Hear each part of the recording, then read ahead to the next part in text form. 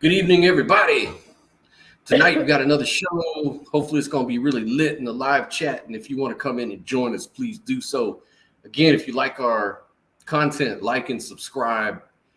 We talk about a lot of political things, social issues, and tonight we're going to talk about how race kind of divides us sometimes, like identity politics. So me and the lovely Sophia, we're going to talk about this tonight and address it. How's it going tonight, Sophia?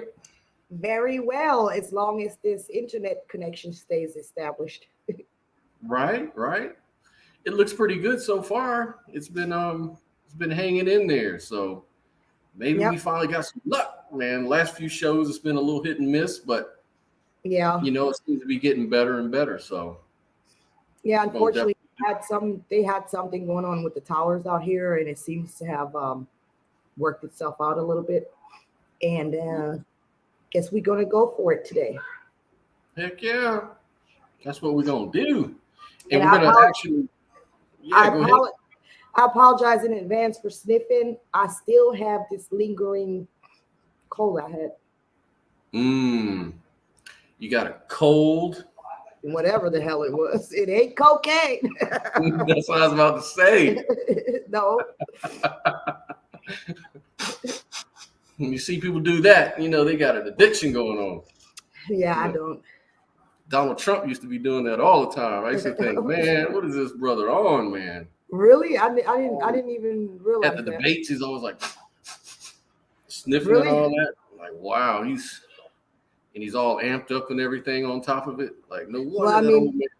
it could be possible because some of these people are so old. You really wonder how they're still standing up there like that. Because I'm like 42, and sometimes I feel old. Like I'm like, how are they doing this shit? Yeah, it's crazy, man. Yeah, man. So we're gonna actually look at a video and kind of do a little reaction to a video because we're talking about race identity, like identity politics, and how Yeah, race politics. yeah, race politics. Like, what sort of examples can you think? I mean, I can think of a million, but what do you think? Sort of race politics are really popular in today's culture. Would you say, in your opinion?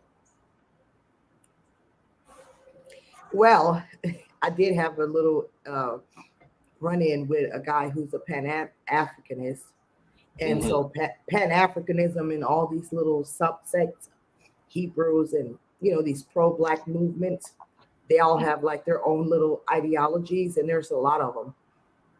And Right. so it's very, I guess, popular in the black community to kind of like try to identify with one of those ideologies, and it causes a lot of division. Hmm. Yeah, of course. Like, I was there in the whole situation. Of course, me and you tight, man. So we're always in each other's Kool-Aid on the social media. So yeah, Yeah, I witnessed the whole thing, and it seems like the whole point is that if a black person doesn't identify as African, then there's something they don't understand, or they actually hate themselves, or right. they're bare. That's the narrative. And I've heard it so many times for so many years. It's really frustrating because I'm not denying my heritage just because I don't identify as African. I think it's plain wrong to identify as African for me personally. You know what I mean? Because you understand, I grew up in Germany. I was born and raised there, and I have a completely different cultural background. And then the only thing I had to really identify with my blackness was black music. You know what I mean? Hmm. And so I listened to a lot of black music to try to, identify with what I felt like is represents me. You know what I mean? So music is like the tool that I used to get familiar with black culture. That's what it started off as. Right. And that took me more in the direction of like reggae music, Rastafarianism, and things like of that matter, that sort of thing. And then as I got a little bit older into my teenage years, I got into some of the rap music and stuff like that, and that's all I had to really identify with as far as my skin color goes. But in America, I figured, oh yeah, I'm going to go to America and there's going to be a lot of more black people, and yeah, I'm going to fit right in. And boy, was I wrong, it didn't go that way. So right. yeah, I know that situation all too well, man. I know it intimately. Yeah. Just by having a family, I married into an African family, and bringing, my then wife to America was an experience. Like, she never really got along. It was really hard for her to really get along with a lot of black females, especially. Like, she'd always say, talking to your black friends is cool. Like, you guys are cool. We can all have a civil discussion. But sometimes, though, I did have some friends that were very challenging.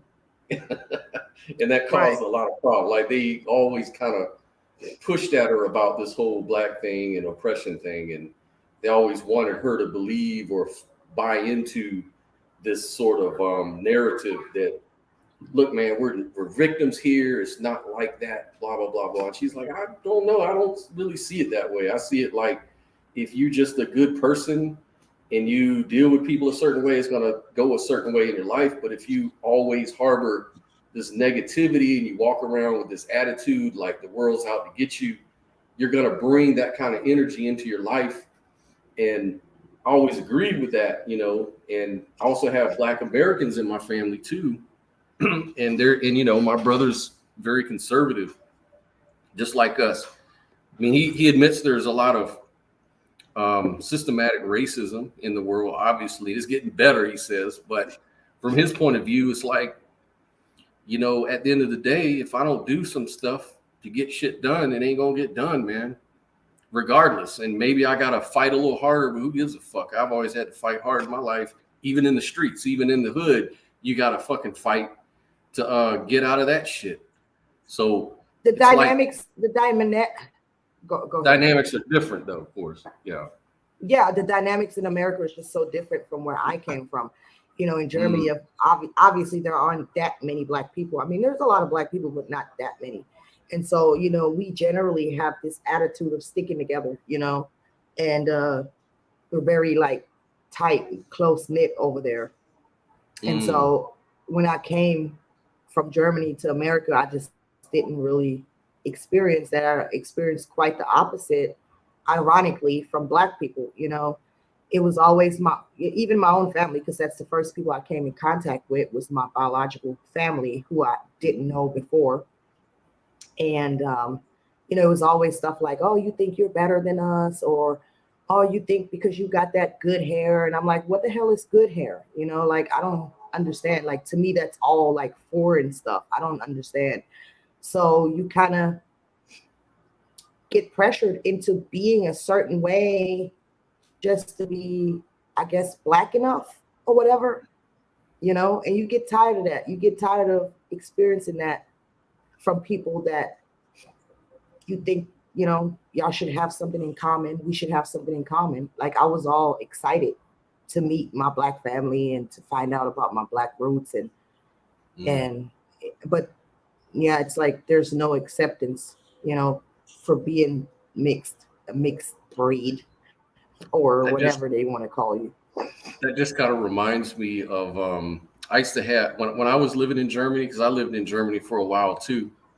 And I had a group of friends I used to hang out with, and they were Black Americans and one African dude. But there's this one guy, he was a mixed guy, and his name was Jack. And we used to make fun of him all the time. We used to call him a high yellow, bright and damn near white motherfucker. We used to always tease him for being mixed, And he had really curly hair, and we used to call him all kinds of funny names, like these actors, like you damn Arabian Prince looking man, have all these funny names for him. But this dude was so weird because, like, we get on you know how it is in Germany. Like you can go anywhere on the public transportation, like the trains and the ice trains and Right. stuff.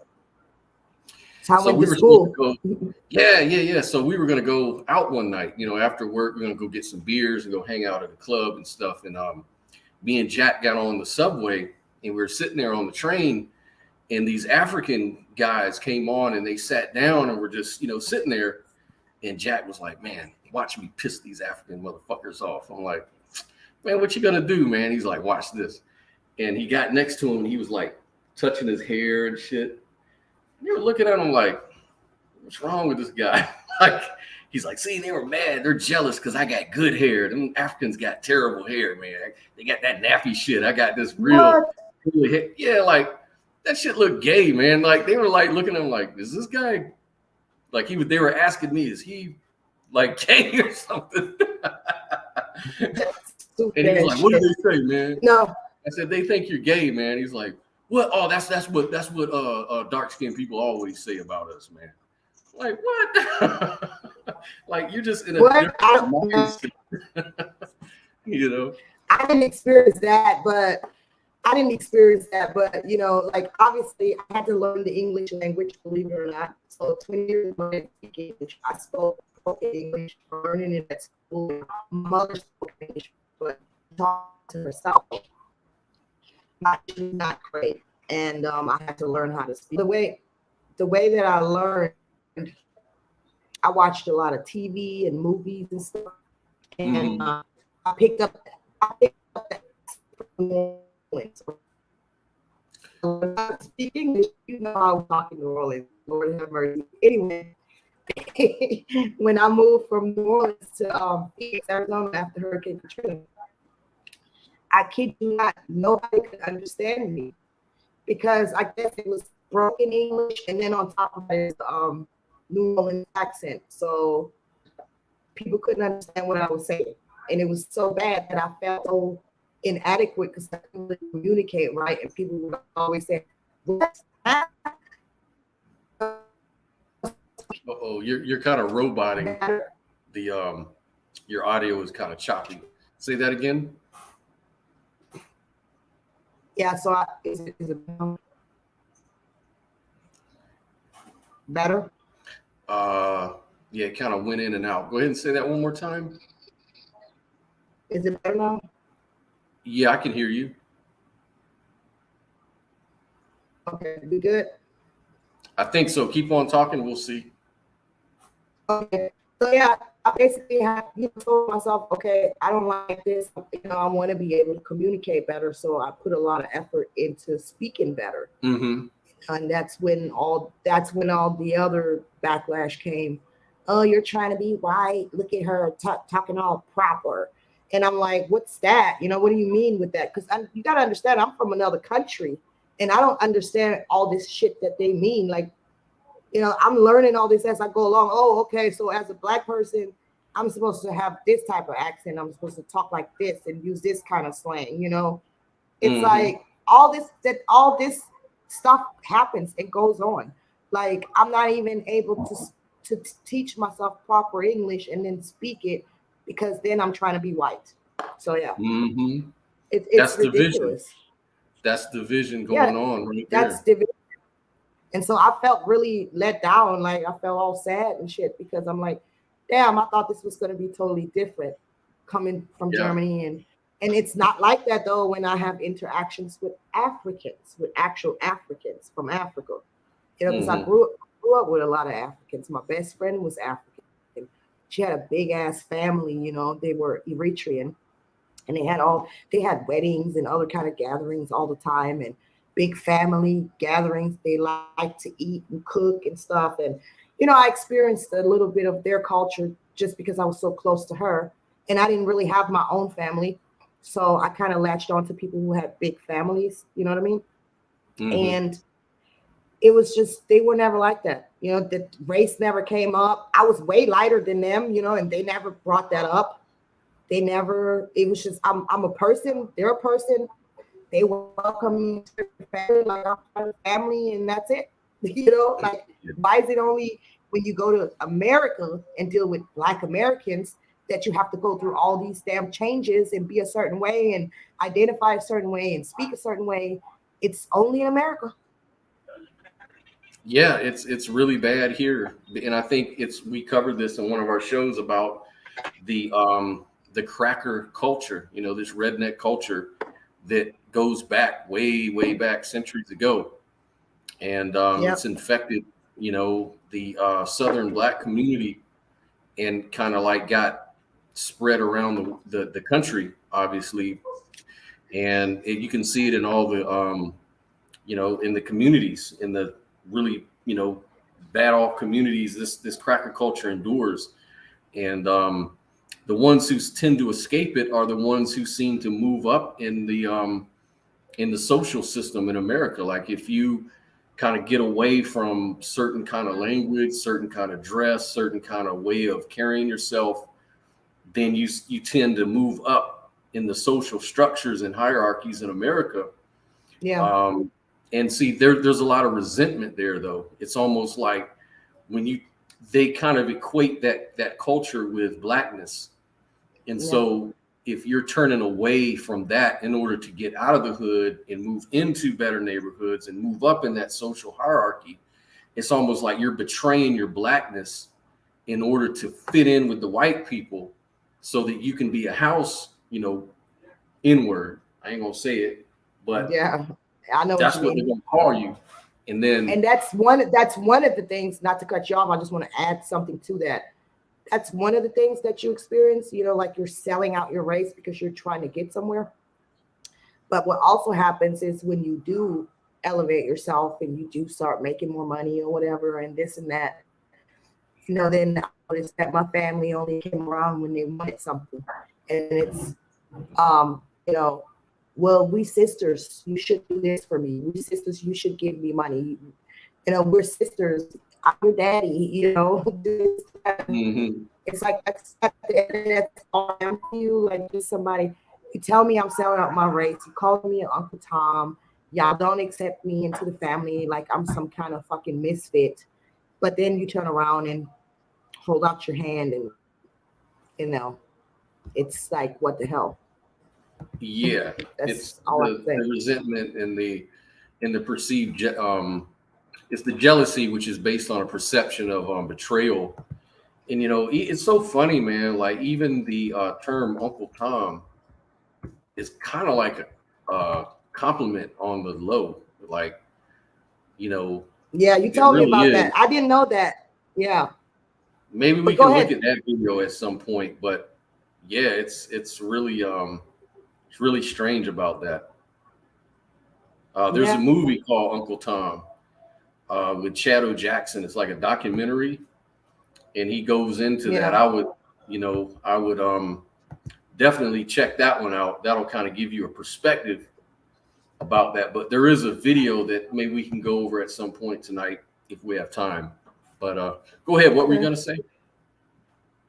No, I was saying you did briefly tell me about that, and I didn't know that because I've called I've called other black people Uncle Toms too. I ain't gonna lie. I mean, at one point I was caught up into the whole. It was kind of like, how would I explain this? Not that I wasn't responsible for my own, you know, ideologies, but for a while I was so peer pressured into it because I felt like, because I mean, I'm from another country. I don't want to be alone in this motherfucker. You know, I don't want to be all Mm-hmm. alone in this country. So obviously, I'm gonna look for to belong somewhere. And with that being said, you know, at one point I was very left leaning when it came to a lot of things, and just because I wanted to show support, you know, to black people and the black community, but it was never really appreciated unless I put out, as they call it, you know. Mm-hmm. And to me, that's like being used, you know. Oh yeah, And man. so I kind of started seeing things from a different viewpoint, and I started changing my views over time, and it wasn't easy because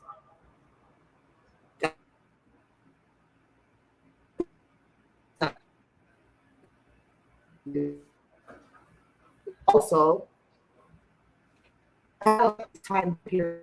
I think I went out for a second again. Yeah, you kind of froze. Yeah, But you're good sorry now. about that. Yeah, so I kind of like this time period because you have a lot of Black conservatism now, which is a little different, I think, from your ordinary conservatism because it includes the Black perspective, so to speak. Yes. You know, what it addresses a lot of things that are important.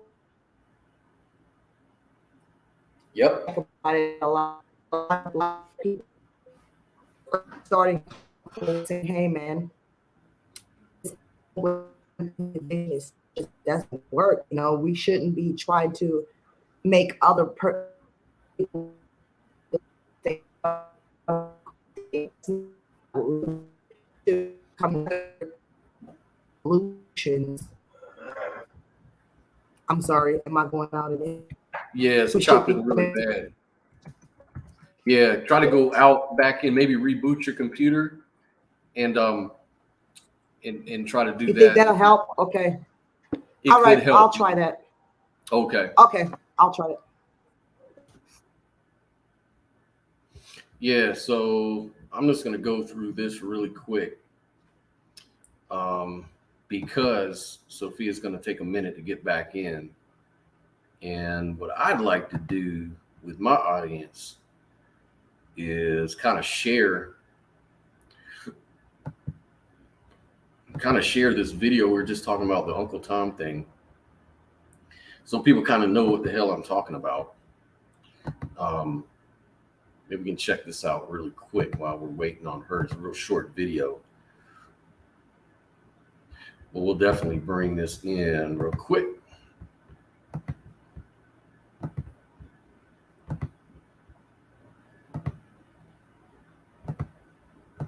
Oh.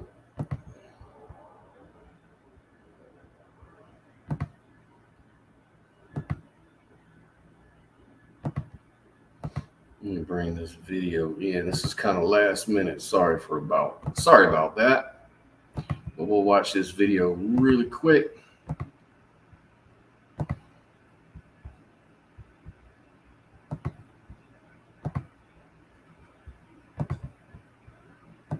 You should check that video out. Hey everybody, welcome to the Let's Teach channel, where we research interesting facts and share information on just about any topic. In a previous video, I talked about the senseless murder of Emmett Till. You should check that video out when you get a minute. In this video, I'll answer the question, who is Uncle Tom? Let's get started. First published on March 20th, 1895, the book Uncle Tom's Cabin by the abolitionist Harriet Beecher Stowe is largely considered to be one of the greatest American novels of all time. In fact, an article published by the Boston Morning Post the year that it was released even went so far as to claim that everybody in the country had either read it, was reading it, or was about to read it. According to popular lore, publishers had to keep 17 different printing presses running 24/7 just to keep up with the consumer demand for the book.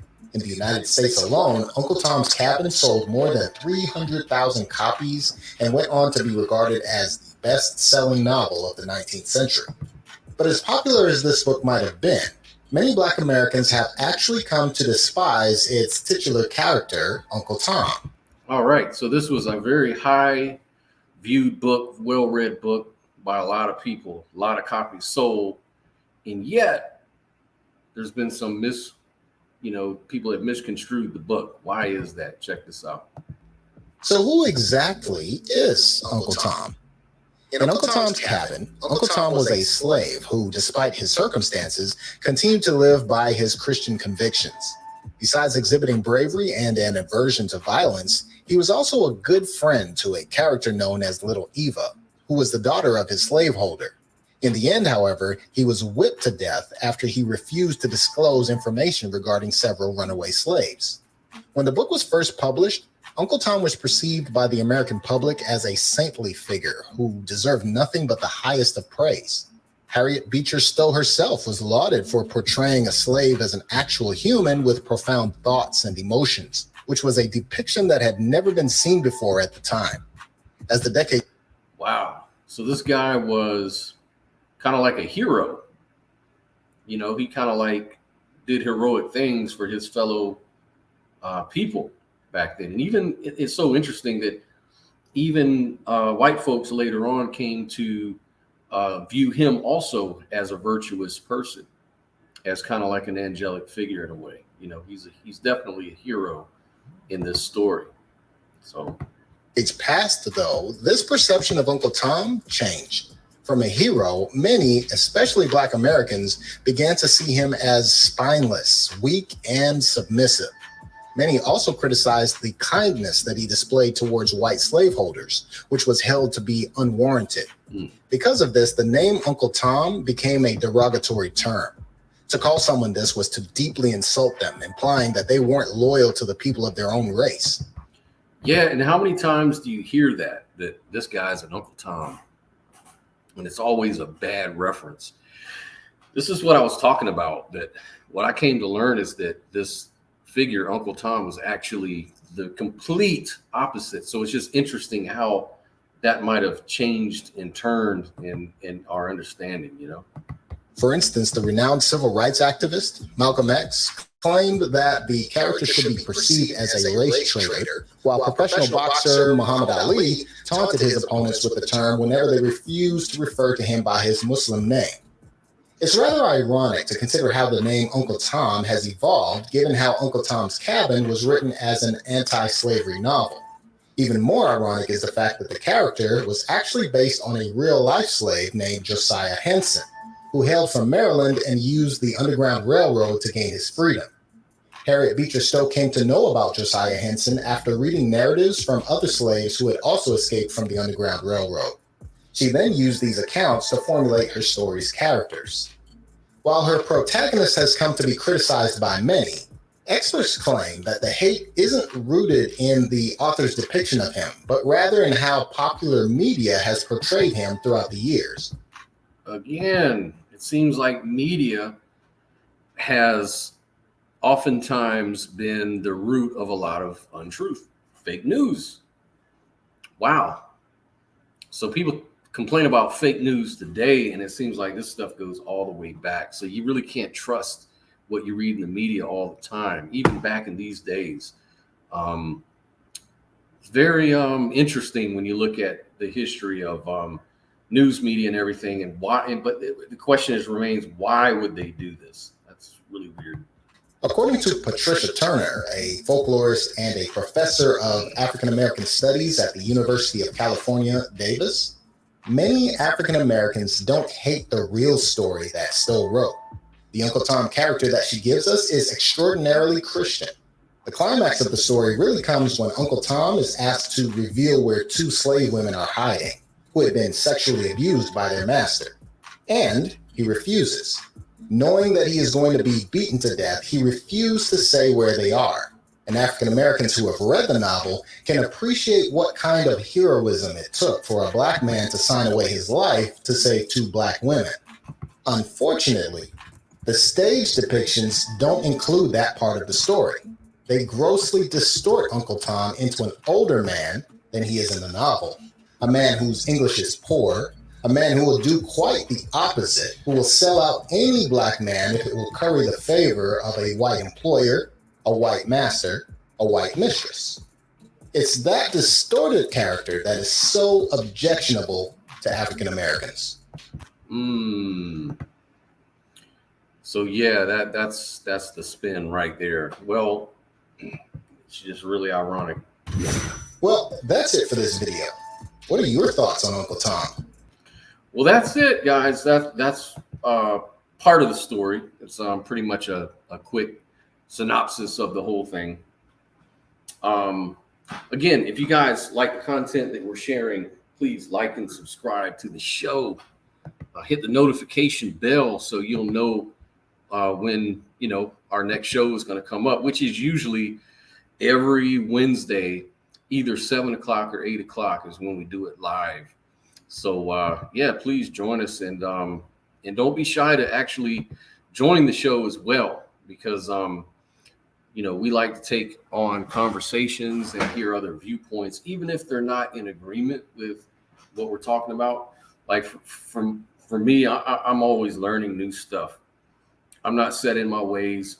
I just know that for the longest time, I've had this sort of principle about myself. I probably got it from my father and my friends and people around me, and it's helped me throughout my life. And that's just being accountable and responsible as much as possible. I know that you need help at times, and you can't always be responsible for your situation at all times. But it seems like I get farther ahead in life when I take on that attitude, right? That mentality. And then I see in the media, again, the media sort of promotes this sort of victimhood when it comes to, women in certain groups, and they group people together, categorize them. And it seems like to me that this situation is just capitalized on by corporations, businesses, in politics, you name it. So I just don't trust a lot of what we hear in the media. Sophia, you're back. Can you hear me? Yeah, but now I can barely hear you. I had to switch to my handset because I don't know what happened with I don't know. Yeah. Yeah. Hold on. I can barely hear you. Can you turn yourself up?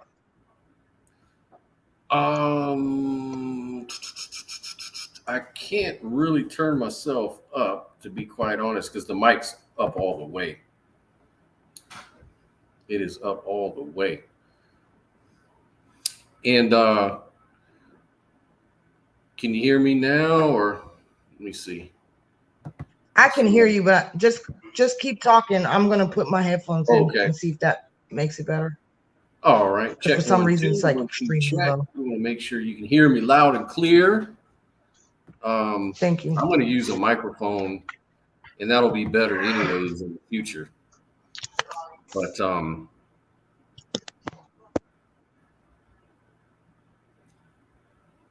yeah, the audience can hear both of us really good, by the way.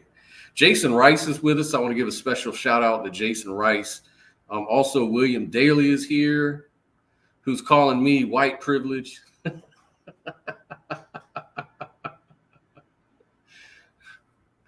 But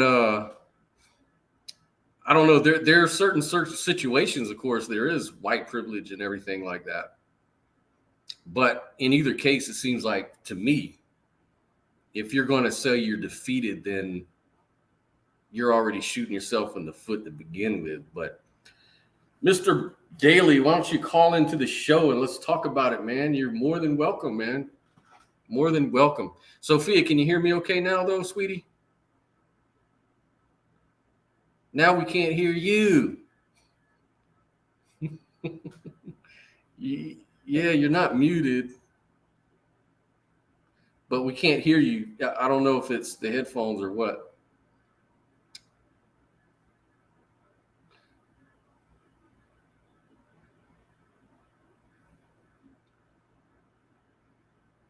Cannot hear you. Nope. There you go. Say something now. Nope.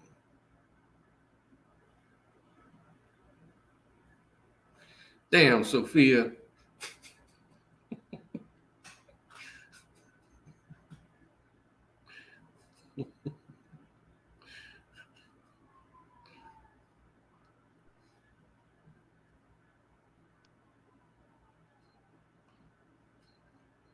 I'm using that white privilege microphone. You're using that black microphone. There we go. Now I can hear you. Go ahead. Say it again. What? You can hear me now? I didn't even do shit. That's because you just joking with us, man. We ain't got time for that, Sophia. Oh, but now I don't hear myself through the speaker anymore. Okay, screw it. We're just gonna have to roll like this. Yeah, that's the country for you, man. I've tried everything. Ask Jason. Yeah, Jason says you're a mime. He said I'm a mime. Yeah, you're a mime. Oh shit. You're like Mr. Hand. What about now? I can still hear you. You ain't got to scream at me, though. You ain't got to be yelling at me now. I ain't putting up with that. Okay, I guess that means. Anyway, what did I miss in my what Yeah, did I you miss just in my missed brief?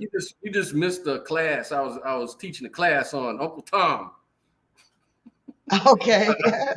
I showed a video on Uncle Tom, like where it came from and how it got misconstrued and turned all around. Big bad media. Okay. And now who's in the audience calling you white privileged? I thought, see, just for anybody that doesn't know, I thought Scott was black. And I never had the impression that he was a white guy, even though he's pretty light skinned. But I always thought he was black until he told me he wasn't. That's what I everybody think says, he man. I think I he don't know acts blacker than me. He acts blacker than me. Yeah, but hey, Jason wants to know. So why did y'all choose Uncle Tom as a topic? It's like that's not the topic.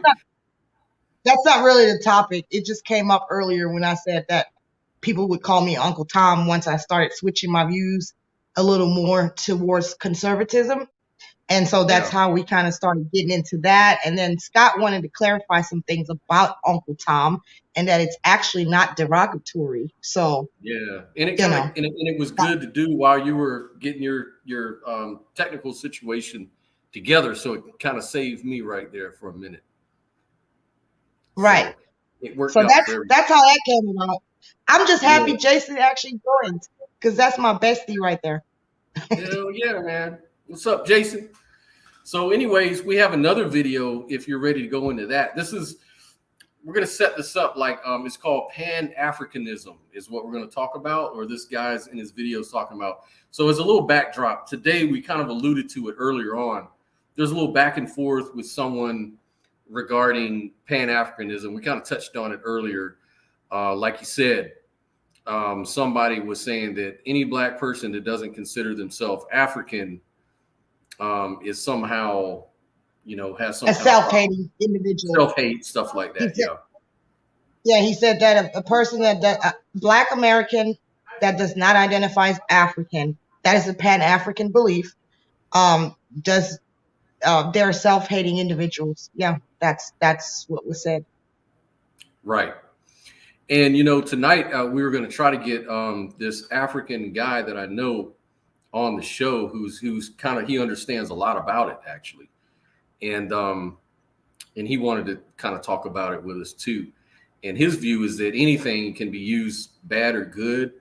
And a lot of times that kind of stuff is like a disguise for racism, maybe, or it's like it has bad, dark points that really aren't part of African culture to begin with. It's just more like an American thing, And I was hoping to hear his perspective on that, but he, it's a whole other time zone. It was last minute. The dude's like asleep, so we ain't gonna worry about that. But we do have a video. We have another. Right. Mm-hmm. Go ahead. Mm-hmm. Back to what I was going to say. We do have a video of a guy who actually, and we overlapping or something. What's going on here? Oh, nothing. You good? Okay. My bad. Anyway, we have a video of a guy who actually resides in Africa, and he's gonna give the reality on Pan-Africanism in Africa. Yeah. Yeah, because not all black people need to be considered themselves African. That's kind of disrespectful, even to Africans sometimes, because Right. There's so much to it. As someone who was married into a family that was African, I already know there's so much. Even my kids, their mother was African. They don't even consider themselves African because they have so much respect not to do that. They already understand to deal with that. So just kind Right. of And just to clarify what you mean by that when you say out of respect, because that's the same thing that I said yesterday. What we mean by that is I don't speak an African language. I never set foot to Africa. I feel like if I considered myself to be an African, I would be pretending to be something that I'm truly not when it comes to my culture. You know what I'm saying? Of course, I know that my DNA's ancestry has African roots, and that's not the issue here, But I don't need to identify myself as an African to acknowledge my roots. I mean, I'm black. What the fuck? I can't deny that. it just seems like just another way to divide people up, man. Anyways, I'm Right. gonna go ahead and play this video, and this guy, he's gonna tell us his story, and he's in Kenya, and he's gonna talk about that. So, Yo, what's up, yo? This is JCJ. Welcome to another episode of JCJ Ambition. And I just wanted to share some things with you guys. First and foremost, I'm in sunny, beautiful Nairobi, Kenya. Take a look.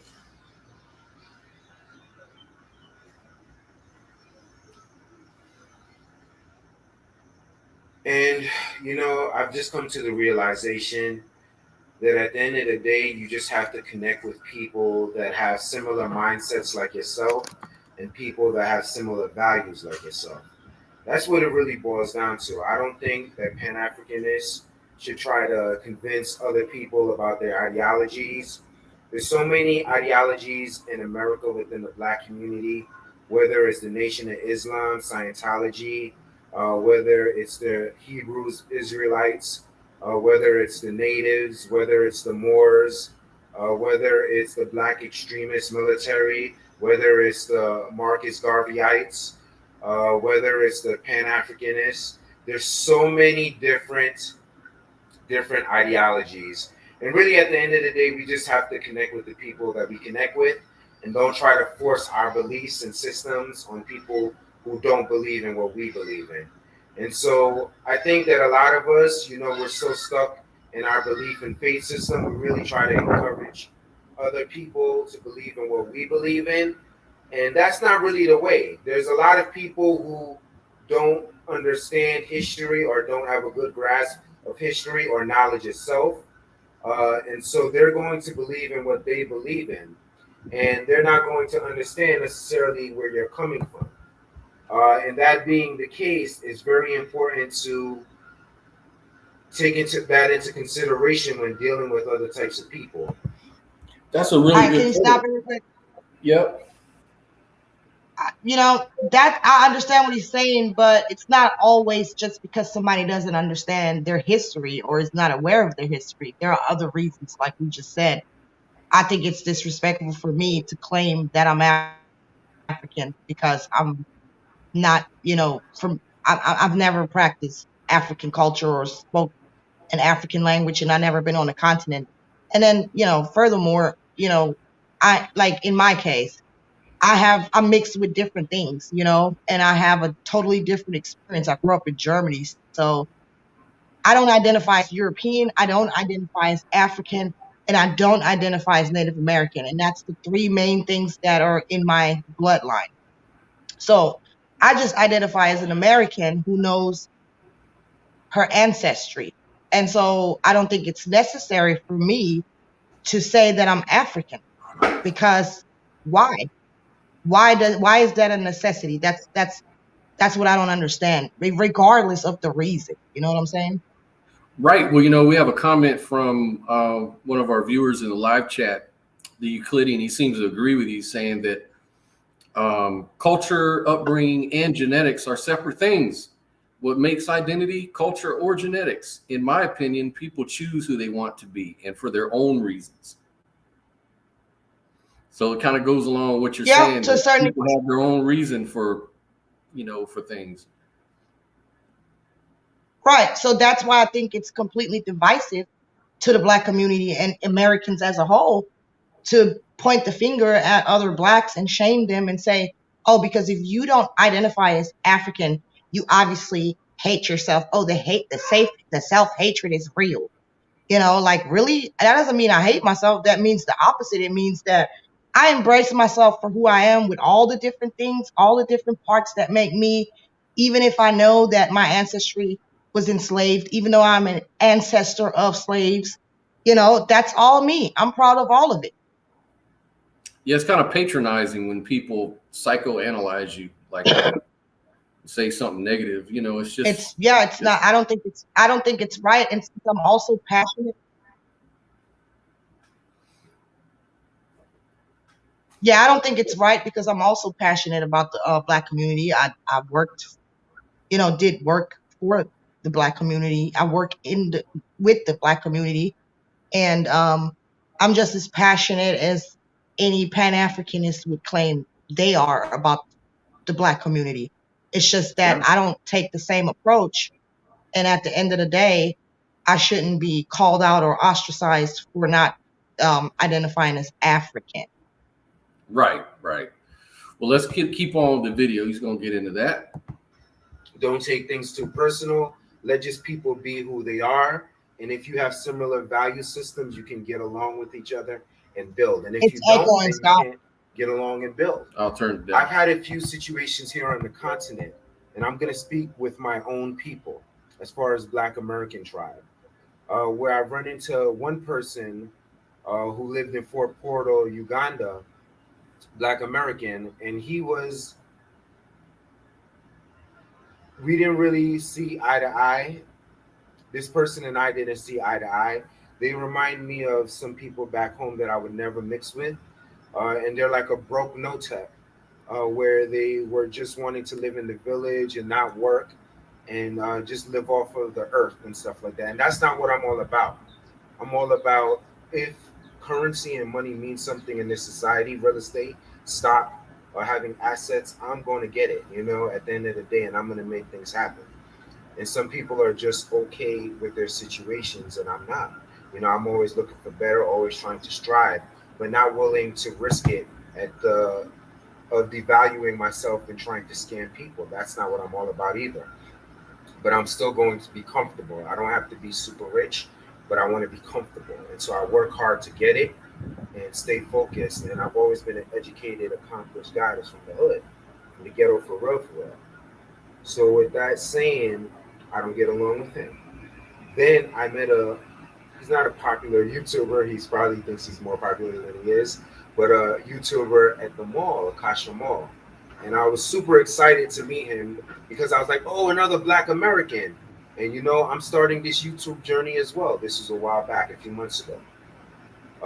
And my reception with him was not good at all. Like, it was almost like his ego. I could feel it beaming.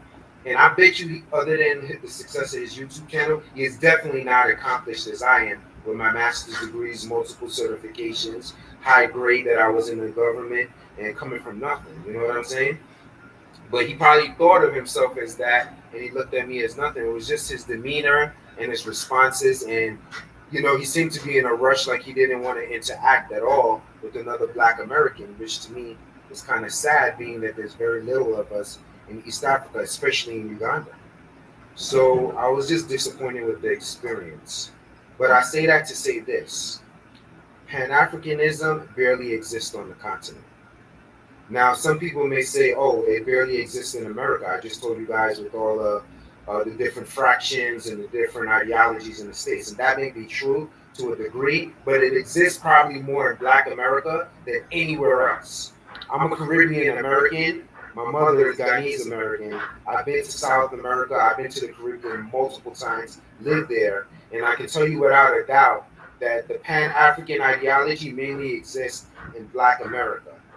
So it's cute for a lot of leaders, or so-called leaders, in the Pan-African community to come back to the States and tell you guys, oh, we're all one, we're all this, and it does not exist on the continent. You come on the continent speaking that Pan-African type of stuff, it exists barely, with very few people who believe in it.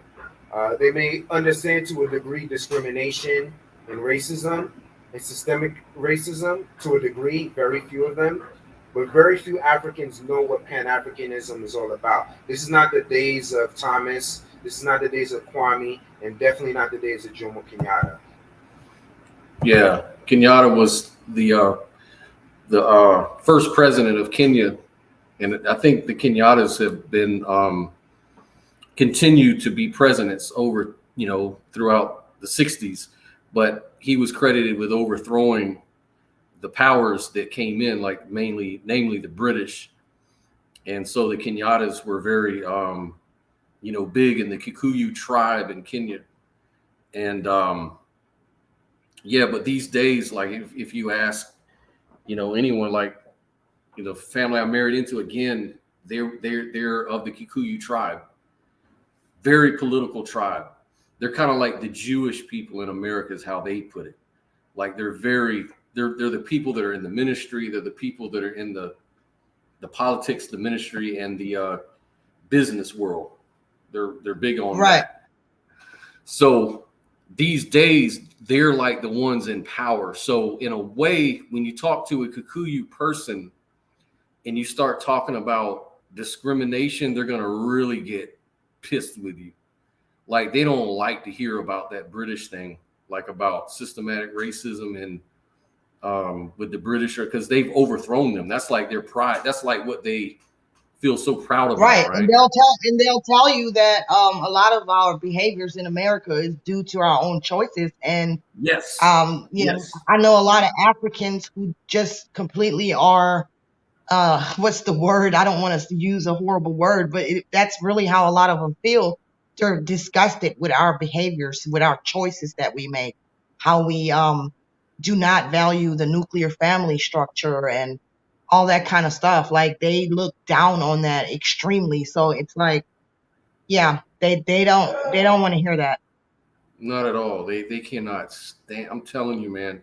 When I started bringing that stuff up, they were like, "Dude, you can save all that mess. We don't even want to talk about it because, and don't even, you know." And they even told me, don't even bring. And this was pretty bad to say, I'll admit. But one of the family members was like, "Man, don't ever bring any of your black people around us, please.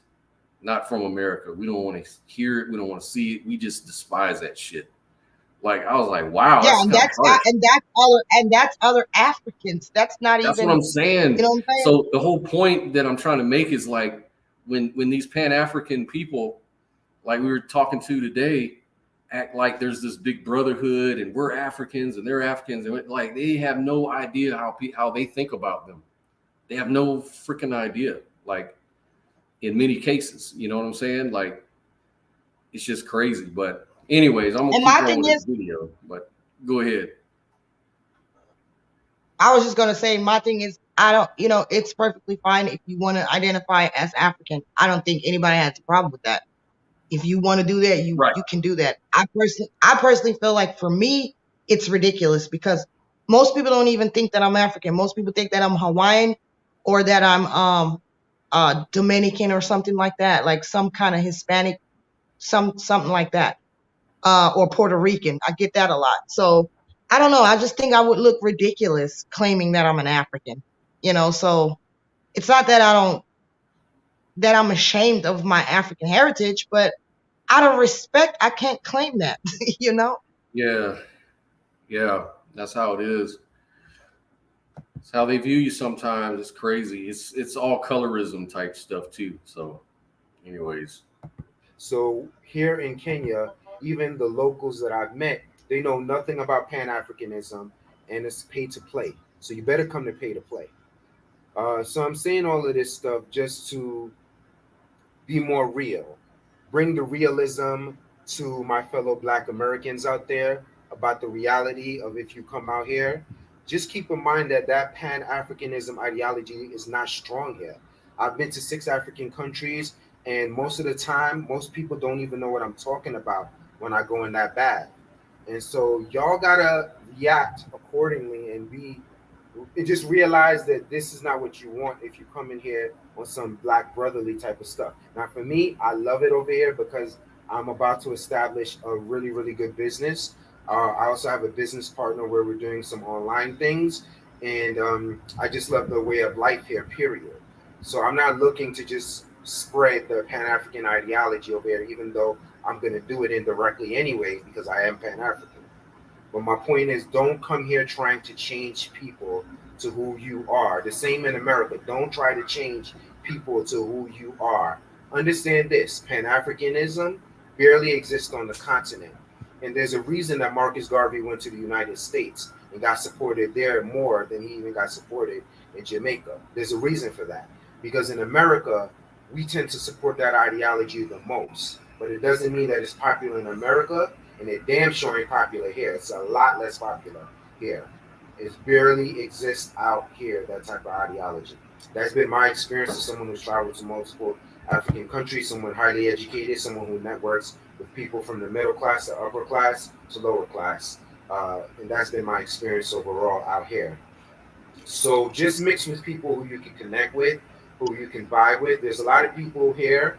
Most of my friends out here do not believe in the Pan Africanist ideology. However, most of them are good people who sincerely care about other human beings. And that's how I connect with them. I connect with them just on the fact that they care about people as a whole. They're good people and they want to do good business, the ones that I can. Yeah, I noticed that too, with the African people. And I've met, not just in my family, but other African people. They all seem to be more about connecting on a spiritual level. Africans are very spiritual people. They're very, Right. they're very spiritual. And so they're always about, oh, we should love each other. No matter what the Right. They race, just no matter see what.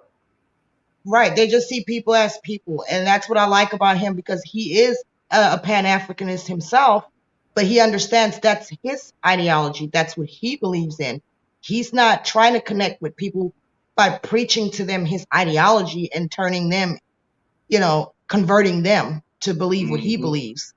And so that's the only thing that irks me about Ajanti, the guy that I've been going at it with, because he has this like self-righteous conviction as if he was chosen by God to do God's work and that this is the message he's supposed to give to black people.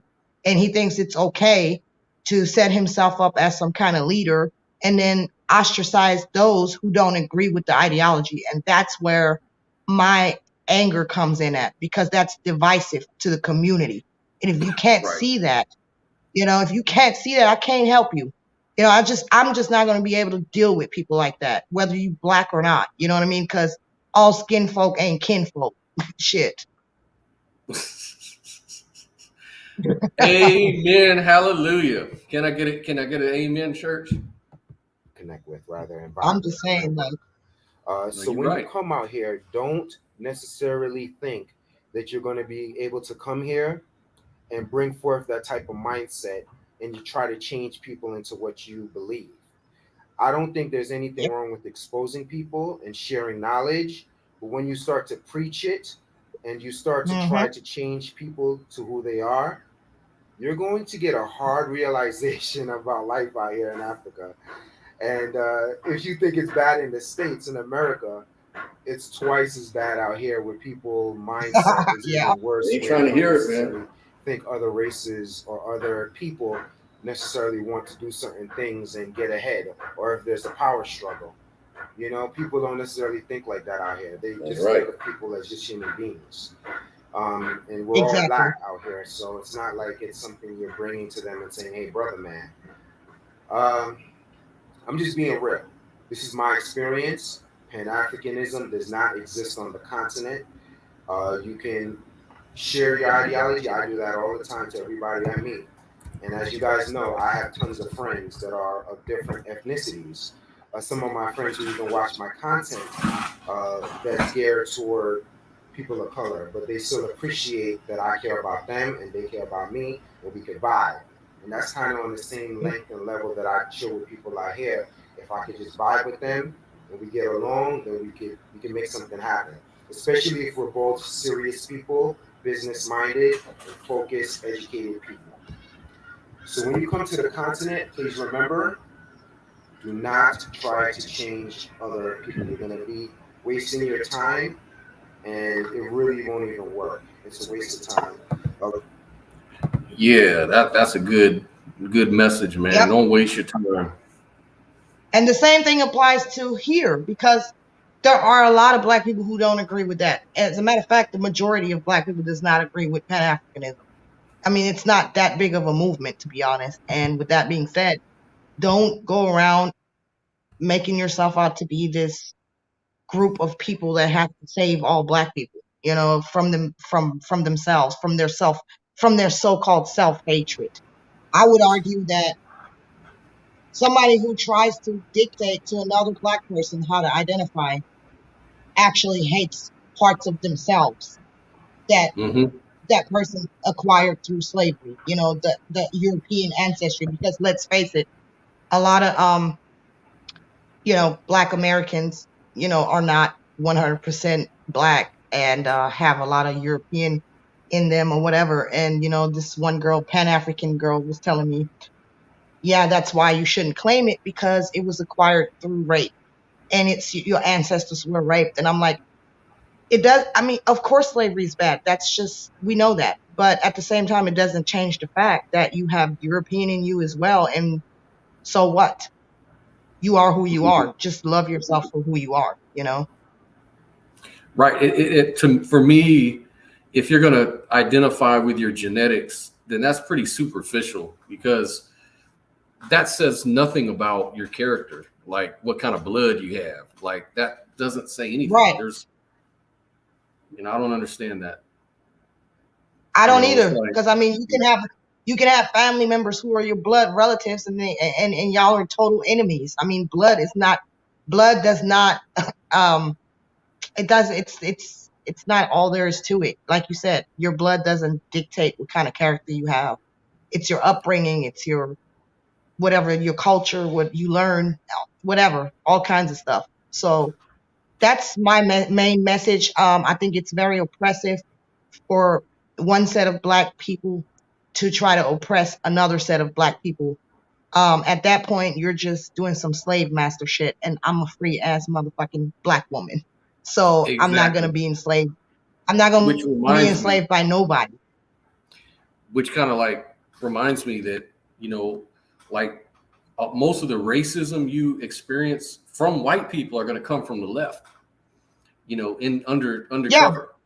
It's going to come low key from the left, and it's going to be. And a lot of times the left likes to use Black people to enforce that shit on ourselves.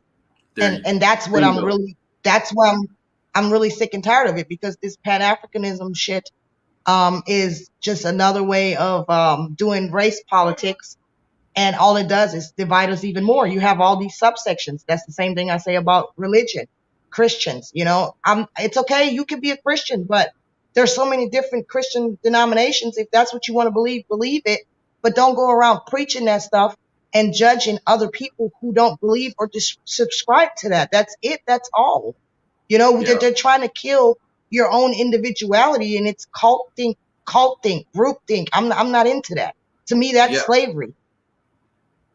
And it's so bad because, when that stuff gets into politics and government, they create entire, laws based on these social norms and abnorms. Like in certain European countries, you can't use certain pronouns. Like they've used that political leverage that people are divided. They're like, oh, see, they're divided over language right now. They've probably seeded it, with these special interest groups and, these groups like the trans movement, and you got BLM. You've got all these different groups that are there to divide each other along. And then the government wants to step in, or they'll bring the government in to say, look, you should make this against the law for them to say this, that, or the other thing. Like, you can't think the way you want. You have to think a certain way. Otherwise, the government's going to, and that's how the government expands its power, is through, you need the government. That's sad. That's sad that you can be so narcissistic that you would ask the government to enforce that on other people. That's fucking sad. I don't know. That's sad as hell. That's what we're here for, like conservative principles. The whole thing is, and I don't just say government, I say any form of authority. You have to be careful. You can't trust any form of authority, whether that comes in the form of media, whether it comes in the form of government, whether it comes in the form of organized religion, anything that's organized and groupthink, like, these movements and things, BLM, for example, they're not anybody. They don't have to be your authority. Think for yourself, question them, question authority at every step of the way. That's my advice, because at the end of the day, you're a sovereign individual. You have to be a sovereign individual, and you have to start thinking for yourself. And that's what my problem is with a lot of Black people, is that we don't think for ourselves. We eat up these ideologies and just run with it. And it's very intellectually dishonest to say, oh, well, what's wrong with Black Lives Matter, and trying to play on words. That's not what anybody is saying. Of course, Black Lives Matter. But think about it. What has this movement done for us? It They hasn't done fucking anything for black people. right. The They show people up. who have been They show enriched. up at these. They show up in these communities and burn shit down to the crisp and vandalize everything, and then they sign their little BLM on the wall. And next thing you know, this shit brings the property value down. Black people are out of business, out of businesses, losing all kinds of shit. And I'm like, what did you accomplish with that? Like, why would you vandalize your own neighborhood? It doesn't make any fucking sense. And So hey, that's not. Target, That's not. Target, the Huh? big company Target, they encouraged it. They said we're behind the riots when they destroyed our business. They were behind it because they wanted to support that kind of idiocy, because at the end of the day, the people that are getting rich off of these movements are white people. Go imagine. Like, you don't see any schools opened up in the name of BLM. You don't see any sort of jobs opened up that gives black people opportunities. They don't do anything. They're just there as tools. We just want you to show up at the riot, knock yourself out, go steal some shit. That's how we'll help you. Go riot, steal some shit. And then if they beat you or they hurt you, the police does something to you for it, we'll be there to riot again about that. It's just ridiculous. Yeah, and man. the money that was raised during that time, because a lot of money was raised in the name of Black Lives Matters, none of that money was allocated to black communities. That's what I'm So saying. why in the fuck as a black person would I support a movement that raises money based on my so-called pain and exploits my pain, and then turns around and takes that money to further themselves, but you're not putting it back into the community? That is disgusting. They got pimped Disgusting. and And hustled. I will never support anything like that, ever. And if that And the doesn't funny make thing me black is, enough, if then I'm someone just like not you- black enough. And if someone like you comes out to say the truth and bring up those facts and show them that and point that out, that why are you keep falling for this hustle and this? Why are you allowing yourself to be pimped out? When are you going to learn? Wake up. Right. If you That's as a what I'm black saying, woman like, say So that, when are we gonna? That's what I'm saying. When are we gonna take responsibility? When are we gonna stop letting ourselves be exploited like that? When are we gonna stand up and say, I ain't gonna fall for this shit? Because at the end of the day, it's just hurting me. I'm being lured out here to act a fool because you wanted to do some spectacle on live camera to play on my emotions. And so now I'm supposed to just run out here like a wild dog that sees red without even taking into consideration the outcome of my actions. And so with that being said, grow the fuck up, because that's not how an adult operates. An adult just doesn't fucking do shit. You got to think about shit before you do it. yeah, see that's not going to happen. They make you feel. They use the shame game again to keep you out of it. They're like, if you're not supporting BLM, you should be ashamed. You're not really Yeah, a black because they're person. trying to equate. Because they're trying to, like I said, they play semantics and they try to make it seem like that it's equivalent to you not being pro Black lives, which is bullshit. I am pro Black lives, but I have a different approach, because I don't think that the approach you're using is actually working for us. And you really get tired of it. You get tired of having to fight your own damn people. Yep. Absolutely. And it's and then you even have the president saying that, oh, well, if you don't support me, you're not black. You're not a real black person if you don't vote for me. Like, I don't care what party you're in. You don't say stuff like that, because that's just appealing to emotion, and it's just shame gaming people into voting for you. And it's racist. Transparent. It's So fucking easy to racist. see. Like, how the hell is any individual going to tell me how to be black? Right. Who makes up rules on how to be black? Like, what in the fuck does that even mean? Right. Honestly, I would like anybody that's watching right now, if you want to call in and you don't agree with me, explain to me, how do you properly be black? I want to know this.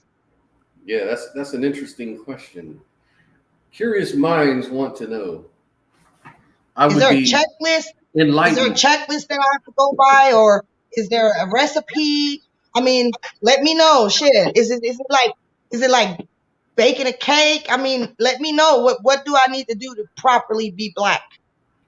Well, you have to, apparently, according to some people, you have to, you have to just deny that you want anything in life. Essentially, I've heard people say that if you're really a black person, you'll stay in the hood. You Mhm. know, you'll actually, you know, not want to excel. You won't read. You won't do things that you need to do. I've heard people actually tell me stuff like that in conversations, and it's so stupid. It's like, what? Really? It's the same thing with the Pan African stuff. It's like it's all emotional, and it's just there to just appeal to your emotions and make you feel some kind of way in order for them to run away to the bank with all the money. You know, because I guarantee you, and I think you had a story one time. You said that at one point you were kind of left leaning or whatever, and then some white lady was trying to use you as a voice to prop up some sort of leftist narrative, and you kind of saw through it, and that kind of like taught you. What was that all about? Just share it with the Right. audience. That's actually an interesting story. So it was during the time where this happened with George Floyd. And I had a lot of leftist friends on my wall, and they were on the ground and they were filming and recording. And at first I was all like, yeah, this is unjust, and I was supporting it all. But during that time I made friends with this leftist white chick, and she was really nice to me, and we hit it off, and we started talking about living off grid and growing our own plants, and had all this type of small talk. And I felt like I found a really good friend that sees things a lot like me, because I'm kind of like more of an independent person. I want my own property and stuff. I want my own garden and things like that. I want to be as self-sufficient as I can possibly be. And so that's kind of like my mind frame. And she was like, yeah, I'm feel you on that, and da da da da da, whatever. So yeah, as time went on, we got closer and closer, and then I found out that she actually lives not far from me. And I was like, wow, that's amazing. She was like, we should meet up, and whatever. And I was like, cool. And so then we discovered that we both were into like astrology and tarot readings and stuff. And we shared each other's tarot cards and stuff like that. We just had a lot of stuff in common. So I thought. And so she was like, yeah, I could mail you a lot of stuff. I have these candles that you can use for cleansings, and I have this and that.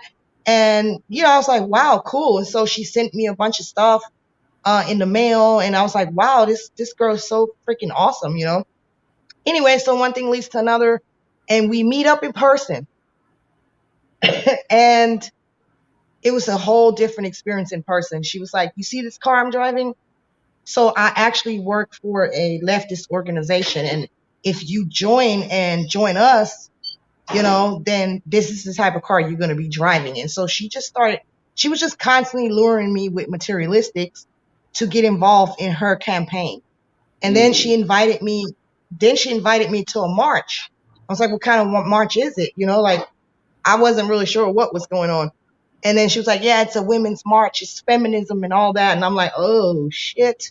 Like, I don't know if I want to be part of that. She was like, yeah, why wouldn't you? Why wouldn't you? I was kicked out at 16 years old, and I've been raising my daughter by myself. And all this anger came out of her. Like, she was just an angry ass bitch. Like, excuse my language, but all the niceness, all the niceness went out of the window, and how fucked up it is that she got to raise her own kid, and her parents kicking her out, and da da da da for getting pregnant and all that. And she should be getting this kind of money and that kind of money from the government and this kind of money. And I'm just looking at her, holy shit, I don't even feel like that. And I'm raising 3 kids by my damn self. Like, woman, breathe, man. you know? So anyway, so I was like, okay, I'll think about it. And so I'm driving home like, man, this was weird. So then later on, she messages me and she's like, so have you thought about come to the march? And I was like, yeah. And she was like, yeah, I hope a lot of black people come because as long as we got merch, I know they're going to come. I was like, huh? What do you mean as long as we got merch? So you're saying that all you got to do is offer us some merch and then we're going to come here for your cause for merch? Really? I don't need your fucking merch, lady. And so I Mhm. just went off on her and I felt, in a way, I was sad because I thought I made this great friend. And the whole time she was just befriending me to get me to, she would say things like, oh, you're so outspoken and people are going to listen to you. And, you know, you may make some friends. Have you thought about, joining political groups that support our, agenda? And kind of like trying to insinuate that I can pump this message out to black people, that I make a good candidate for that. Mhm. And so it all boiled down to her pretending like she's my friend, just to get me to To tool represent you, her yeah, agenda use or you for a whatever. tool, yeah. Yeah, and so I was kind of hurt by that. I can't lie. I was really kind of hurt by that, and I went off about Well, it for a couple of days, and I what made a kind of point merch? about it. I mean, What kind of merch are we huh? talking about though? What kind of merch are we talking about though? What kind of? I didn't really give a fuck what kind of merch Depends. No, I'm just kidding. because I'm like, that's all it was. Like, whatever, man. You know. So I was a little bit hurt, and I ranted about it for a couple of days. And I remember I made a post in the group and trying to, I was hurt. I ain't gonna lie. And so, Yeah. I started changing. I had that type of thing happen to me a couple more times with a couple of people that I thought were really my friends and everything. Mhm. And I just started losing friends. And now I'm all alone. And I just got. No, let me stop. So anyway, that's how that went, man. And I started changing my views. You know. That's really the catalyst right there. It kind of opened your eyes to how these groups that you think are so virtuous are actually groups that are just Right, there to tool you out. right. And I didn't even really realize at the time yet that it was a group or any type of movement. I didn't really know what I was part of because they, like I said, they befriend you like individually and kind of ease you and lure you into it. And before you know it, you're part of it. Wow, sounds like Jehovah Witnesses. Yeah, it's like fucking like a cult or some shit. So yeah, I didn't like that, and I ended up blocking her. And I was like, you know what? Fuck you, lady. I thought we were friends. Whatever. But I am your friend, like Euclidean says. I'm your real friend. Yeah, whatever. Yeah, Anyway, that was crazy. I go through my rough patches, and raising my kids on my own is not easy. But I do pretty damn well for myself. And you can't like lure me with some little car that wasn't even all that fancy. yeah. I have the kind of mindset I got. As long as it got four wheels and an engine and it takes me where the hell I need to go, that's all that damn matters. There you go. Yeah. I mean, they think that you're so materialistic and you're also very Yeah, as a black person, she must be very violent and outspoken and fiery, and she must also be tempted by merchandise. So we can use right. Like, those things. So they get in the drawing board and do the science, and they're like, we have to experiment on this person. And it's like, huh? right. Like What's that. sad is that it It's just gay. works. When It's she sad said that that it shit about works. merch, Yeah. yeah. But when she said that shit about the merch, as long as we got some merch, I know they're gonna show up. Is it Yeah. they gonna show up? It was so impersonal, like she was speaking about a group of people that's greedy as fuck, and all you gotta do is wave a little chicken bone in front of them, and then they're gonna come running and do whatever you ask them. Like that's how it came out. Like that's literally how she looks at us or views us, and I'm like, man, that's fucked up, man. Fucking racist ass bitch. Damn, like a little damn cat. You're like a little kitty cat. Come here, kitty. I got something for you. Yeah, like fuck you and your merch. Yeah. Yo, kick you in your damn vagina. Yeah, but it's crazy, man, the way that these people try to categorize groups of people into groups. Now, if you ask any of them individually, they're like, if you say something like, do you think you should judge people by groups? They'll almost always say, no, of course not. But then that's exactly what they go and do. You know, they'll go and judge you by your group. They'll say, well, if you're black, this is what they are, and this is how they operate, and this is how we need to deal with them. And if you're white, they are privileged and they're evil, and it's, you know, in so many words, they'll do that. And they just group people. It's so contradictory in their whole thing. And it's all the way down the line, like even about like women's rights. Like, we think women ought to have the same rights as men. Okay, great. But then they'll say, but really, what is a woman? You know? So it's like a big contradiction somewhere that makes absolutely no sense, you know, because the reason why, I think, is because they're just trying to appeal to people's emotions. They're not really trying to make arguments that really add up and make sense. And that's kind of what I've always experienced through life with these kind of people, man. Yeah.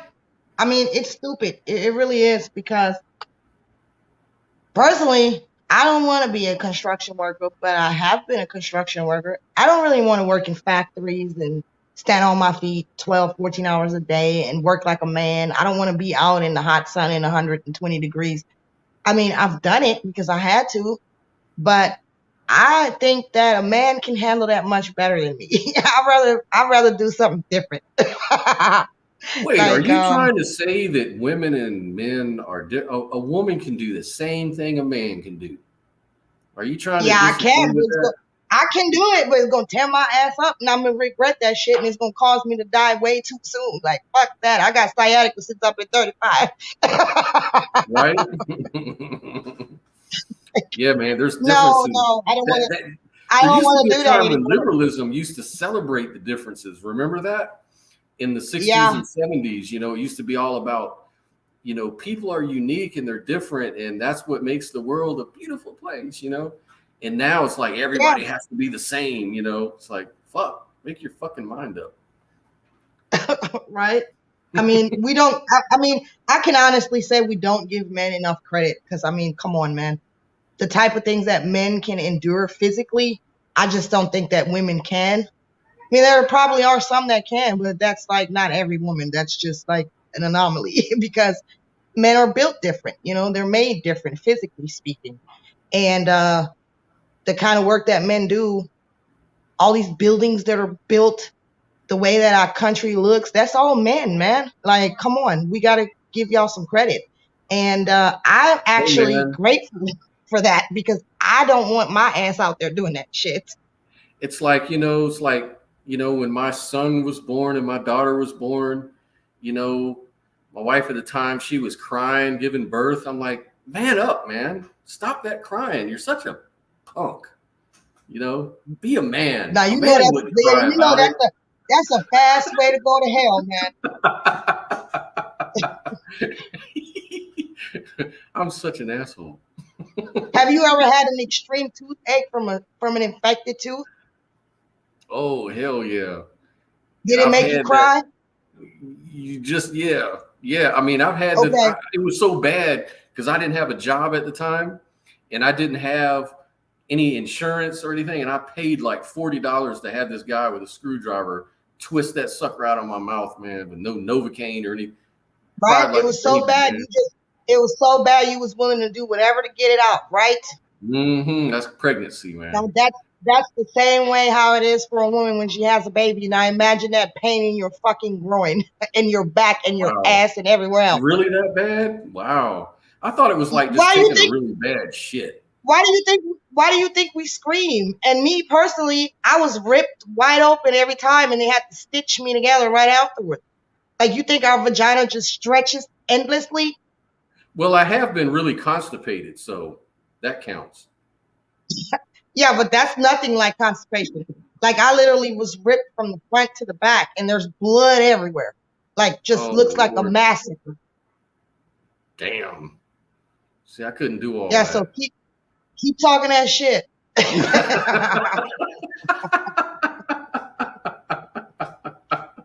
I know, man. That's what I'm I saying. remember You know, this is so funny.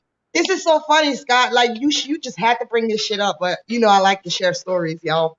Anyway, there was this African woman, you know, and she probably was a pro at having babies. I'm not. Like I'm a bitch when it comes to having babies. I'm crying. I'm in labor for 3 days. Baby don't want to come out. Like I'm just terrible at having babies. It's painful to me. Some women it's not that painful. And a lot of African women, they pros at that shit. You know, I mean, seriously, I wish I could be like that. But I had just pushed out my son. And then again, like I said, I was all ripped open and they fucking stitched me up right away. And I let out a scream. And this African woman pissed me off so damn bad because she was like, what the hell is wrong with her? Like, bitch, suck it up. Like, she was giving me that attitude, like, what are you crying for? This is nothing, you know what I mean? And I wanted to just jump out of that seat and just strangle them. Like, it might be easy for you. It wasn't easy for me. But yeah, she just came in there, no empathy whatsoever. Like, bitch, suck it up. Stop all that damn screaming. I'm like, man, it's that's better to hear it fucked up, from a man. woman than a man. I can tell you that. Okay. Yeah, actually, it's worse because, like, it's worse because you should know my pain, but apparently she was such a pro that was nothing to her. I don't know how y'all. So yeah, do there's it, some. With that being said, there are some women that you know it's not that bad for them, but it just depends on each woman. I don't need that kind of pain in my vagina, man. I can't take that. That's like just too much. Whatever, Scott. Shut the fuck up. That ain't gonna work. Leave my vagina alone. Anyway, shut up. That's so gay. Anyway, she said that's so gay. Oh God. Well, I saw. but anyway, now, that's just back to the topic though. I saw this one video. I might be able to pull it up. There's this video. Did you see that video where the guy was being attacked by the crowd because he was saying he wasn't African? Like this guy was running him. Oh man, that was a really good video because this black guy was like, I'm not African. I don't see myself as African. Everybody was like, oh, ooh. And then this guy got up in his face and was like, what you mean you ain't African, man? And trying to argue with I don't him. think I've seen that particular video. So yeah, I mean, if you have it, we can roll it because that's kind of like what I go through. Yeah, that I really wanted to prepare that, but I'm gonna find it really quick. But go ahead.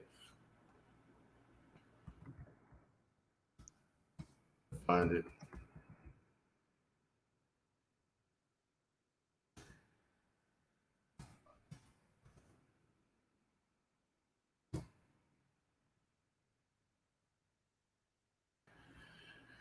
Let's see if I can find it. That's always the thing, though. Well, while you're finding that, I just wanted to say my last little comments about this whole Pan-Africanism and all that. Yeah, go right Me personally, I think it's a bullshit ideology that just keeps Black people even more divided. But I mean, if you subscribe to that belief, that is you. I don't care about what you want to believe. I just think that as people in general, we need to stop trying to force ideologies on one another. You know what I mean? Mm-hmm. If there's going to be any kind of unity between the people, then we need to learn to respect each other's differences and not force ideologies on one another. It's just that simple. Like, I mean, that applies to a lot of things. You know what I mean? Like the whole thing with the gender neutral bathrooms and stuff like that. Like, women shouldn't be forced to share personal spaces with biological males just because of your ideology.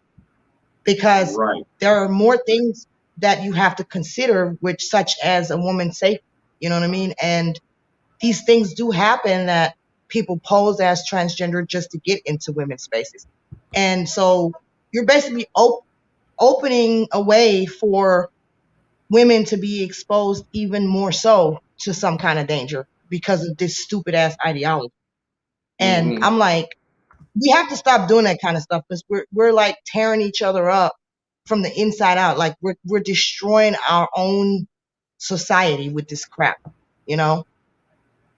Of course. I mean, and it's just a matter of free speech and not only just speech, but just like you have a right to feel the way you feel, regardless of your. We live in a multicultural society with different people and different views, and people though they like to corner people and shame them into their ideology, and it's usually from the left. Now, a lot of people, you can see it on the right sometimes as well, but usually what I see is this stuff coming from the leftists. They're the ones that are really Well, big into the problem with the right is, in my opinion, yeah. a lot of times they tolerate things and just sit there and don't do nothing about it. I mean, like, good example would be the immigration issue. The right's not doing anything about it. The left ain't doing anything about it. And so each side has their own little agenda. You got the right who loves cheap labor, and then you have the left that wants to overcrowd red states with immigrants and then scream racism so they can flip the state blue. So each side has their own little agenda, and so nothing gets done about it. So then it takes a president like Trump to come in here with that actually has to do an executive order to get the border secured somehow to the best of his ability, because both sides are sitting there and don't want to do shit about it. You know what I mean? Right. So that's a big problem to me. And so I wouldn't say I'm a full-blown conservative. I'm more of a centrist, I guess, but I'm not sure. You know what I'm saying? It might evolve as I go on, but essentially, I kind of like the new Black conservatism that we're seeing, because it's kind of a newer perspective. It's not like your typical conservatism, even though it still includes, typical conservative points like the nuclear family and all that. But there's some, new, refreshing ideas coming from these people. And I think we need to look at what's up with that. Why is the right sitting there not doing nothing and letting the left just do what they do? Something's wrong with that, Right. Yeah. They are like a fresh voice because, it seems like in the media, you would think there are no Black conservatives at all. Like, they don't ever. But that's not true. Which is not true. It's actually growing. Like, I see so many channels of outspoken Black conservatives, a lot. Yes. A lot, and it's just a shame that you don't really hear a lot about it. But it's like it's like a movement that's going on that's not getting any attention, because I think that for obvious reasons, Well, one reason is Larry obviously Elder's because one of them, like is mentioned by Jason. Larry Elder's a really good one. Of course, Thomas Sowell. There's so many, and I'm talking about the new guys. Like the video I was looking for, I can't seem to find it. What's the white girl, the little young blonde-haired white girl that's out there with a microphone? She's a conservative. I know who you're talking about, but I don't know her name either. Like, I'm still learning all their names, because, like you said, there's a lot of them right now, and it's kind of like this new movement. And I'm still learning who all these people are. And they also have a hard time on YouTube with being what you call it, not canceled kind of, but they run into all kinds of issues with YouTube, because YouTube censors all that stuff. So, they have to go to like alternate platforms. So, places like Facebook, YouTube is not giving them the freedom to really put themselves out there. So I think we need to like work together to try to circulate, their videos and their content, and join these sites that they go to where they can freely stream and stuff like that. So I'm going to share that information too with you when I get a chance, because one of the Black guys that I always post, he's actually moving to a different site that he said is kind of like YouTube and Twitter combined. He was like, if Twitter and YouTube had a baby, that's the experience of the site. So he's going to move all his stuff over there because, YouTube's starting to give him shit. So, that's also a reason why you're not seeing it in the media and stuff like that, because they don't want to cover it. They don't want these new ideas. They don't want independent thinkers, and especially Black people, they don't want us to think for ourselves. So how Caitlin, that's that her is. name. Her name is Caitlin from Liberty Hangout. Thank you, Jason, for that. He kind of dropped the name. I've got one Okay. here. Yeah, like I've got a video pulled up, but it's not kind of related to that, but it's kind of related to what we were talking about, how the liberals are massive hypocrites. You want to see that real quick? Because this was a really good one. Or Sure. would you like check this out? Let me go ahead and share it because this one kind of goes into your point. That's what reminded me of the video. So anyways, I'll go ahead and get this pulled up. Man, this is so uncomfortable. I had my spot set up so nicely, but my internet doesn't. I guess I just believe I'm in sorry. everybody's rights to be alive. I do believe that people can be reformed. Okay. Are you pro-choice? Yeah. Everybody's right to be alive. Everybody's right to be. Yes, true. Except for, I just feel like, I just feel differently about that. I think it's ironic that you are pro-choice, but you're against the death penalty. Yes, Doesn't yes. make sense. It doesn't make sense. Are you because I'm against the government killing people? But it's okay if a woman does it. People have sovereignty over their bodies. They can make their own choice. You're not alive until you've been loved and wanted. So homeless people that are not wanted, they have no family, they're not loved. We can just go out and take them off the streets, do whatever we want. They're not alive. I think you've just called an end to this. If that's your stance, I don't want to talk to you. That's your stance. You said if someone's not loved and wanted, they're not alive. Bye. Thank you. Real quick, guys, What the fuck? we want to do Yeah, this something chick, man, positive to she's- help support she's life great, this though. month. We are running a message really out great, loud and though. clear. We're here at the Women's March in Washington, Oops, hold D.C. We're going to see if these pro-choice women are against the death penalty. And how ironic would it be if they were? Let's find out. I love the mask, by the way, very cool. The question we're asking today, you want to come in or no? You don't have to. Okay. Are you guys opposed to the death penalty? Yes, I am. Why?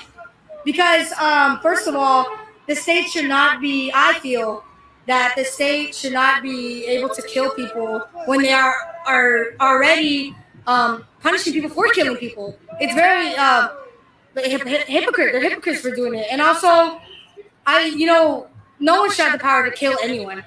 I agree. And to be honest, being incarcerated for a very long time is more. I think it's worse than being killed, basically. And a lot of people who do crimes. This Well, is an then if excuse. that's the case, why do you Come from fucking traumatic care? backgrounds. A lot of things happen when they're Exactly. growing up.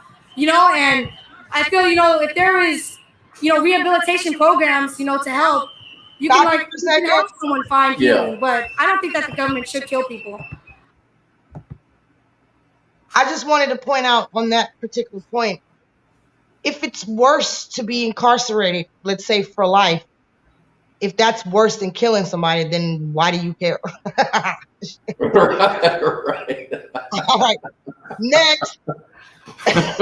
Yeah, next. Yeah. You don't think they should practically legalizing the government to do that, right? Yeah, pretty much. So what's it like being a pro-life person out here at the Women's March? Well, to be honest, if it comes down like pro-life to abortion, I'm pro-choice because if it's someone's body, it's their choice. You know what I mean? It's their body, it's their choice. But I am pro-life in not killing people. Not the government not having the power to kill people. Even if it's with abortion, Don't they start should not have stuttering now. any say over someone's body. People Mhm. deserve sovereignty over their own bodies because it's like, would you want people make it legal for people to human traffic people? Because you're basically having say over someone's body, right? That's crazy. It's outrageous, right? Do you oppose the death penalty? Yes, Why? because I don't trust that we as flawed human beings can know for sure in the heart and soul of somebody who we have condemned to death. Are you pro-choice? Yes, Why? because I think every woman should have ultimate authority over their own body. I'm utterly shocked by the irony and everything I just heard. I'm speechless. Are we not condemning an unborn baby to death for their circumstances? Well, one could talk about when a child is a child, and I would say it's child is a child when they're born. And what I would always also say is that many of those who are promoting what happens before a child is a human being could care less about their What health. is it? What is a child before it's a human being? Is it something else? It's a fetus of what? It's a fetus Of it's a fetus of it's a fetus. a fetus of what? Hamburger, leaf, post office, human. Hamburger. It's not born. It's not alive. So a fetus is just a developmental stage in the human developmental stages. It's just one of the stages, right? Pre-birth. Yes, And but that's what is a kind of stage? important. And real quick, guys, don't forget, go to patreon.com/Caitlin important. Bennett to support my work. So yeah, I mean, obviously there's a lot of different views on that, body autonomy and all of that kind of stuff. But logically, I just don't see how that adds up, Well, we that's have- because the left doesn't consider an unborn child a life. That's why. Right. And that's a philosophical position because science says that life begins at conception, of course. So if you're going to make the case Right. that all life is sacred and shouldn't be destroyed, then you have to somehow make sense of that. And Right. they'll say well, some life doesn't have any value at certain developmental stage, but that's kind of arbitrary because life is always developing. It's a philosophical argument. When people Yeah. have different philosophies. Some people value seeds over trees. And some people value seeds like trees because you can't have a tree without a seed. So Right. At the get end of rid the of day, seeds, the you way ain't I gonna have feel, no trees, man. the way I feel about abortion is personally, I don't agree with it. But if you think you want to do it to yourself, then that's something you got to deal with. I ain't gonna stop you from doing it. That's my stance on it. I don't think it's see, the way I ethical, look, and yep. I have many good reasons as to why I think that. A lot of things that aren't talked about is like how the depression that women suffer after they do it. The damage that it does to your body, especially when you do it more than once. All those type of things are not discussed and glossed over like that doesn't matter. So I just think it's unethical. I think, I mean, yeah, I guess you should have the choice to do it because at the end of the day, a woman can find any kind of way to do it. You know what I'm saying? So And again, that's guys on out her. there in the audience, if you want to join the conversation, click on the link. I put the StreamYard link in the live chat. So if you want to join the conversation, jump on in. We want to hear your view. The Euclidean said he would love to come on live if anybody's ready to hear what he has to say about that. So sure, come on in, man. I put the link out there so you can click on it. Come on in. Anybody else, feel free. Come on in. We can talk about it. And if you like the content, like and subscribe. We're trying to grow the channel. We're kind of building. I'm wondering. And we have Crisp Nugget on with us right now. How you doing? How you doing, Crisp Nugget? Hey man, I'm doing pretty good. I honestly didn't know if I was going to get through between all the static and Wi-Fi connection and the conversation you guys were having, but I'm happy to be here. Cool. What's going on with you? Tell us a little bit about yourself. So not too much. You guys are pretty familiar with me, I'm sure. I'm not sure if you are aware of it though, but regardless, I do have something to say about the conversation that you guys are having right now in terms of the abortion topic and in terms of the death penalty and the reason why it seems hypocritical that somebody would be against the death penalty and simultaneously pro-choice. I understand that there is a certain perspective that people could take that would make it seem like it didn't make sense. So I'm kind of here to speak on that. Sure, go right ahead. Sure. So, the death penalty, right? There's there's been some documentaries about it. It's a very controversial subject, and the reason it is because there are people who inevitably in history have gotten the death penalty and been completely innocent, and that is horrific. Obviously it's a minority, right? But it's the idea, as that woman in the video that you guys displayed stated, that we cannot really have assurance that they are innocent. So there is that perspective on it. I'm not stating this because it is my perspective. I'm stating it because I empathize with people who share this perspective. I'm not saying it is or is not. I'm speaking from a devil's advocate perspective, neutral party kind of thing, just to make that clear. But can I ask a question real quick? Of course. Okay, so if we were to be able to determine for a fact that a person actually committed the crime that would warrant a death penalty, in that case, would you agree with it then? Or is it just that you think we could never really for sure arrive at that conclusion? Can I ask you a question in return? Yeah. What do you think warrants the death penalty personally in your own perspective? I mean, it could be many different things, to be honest. I think that if you murder innocent people, raping innocent women or children, when it comes to children especially, I don't know. Maybe I'm wrong for that, but I think a person like that would deserve to die.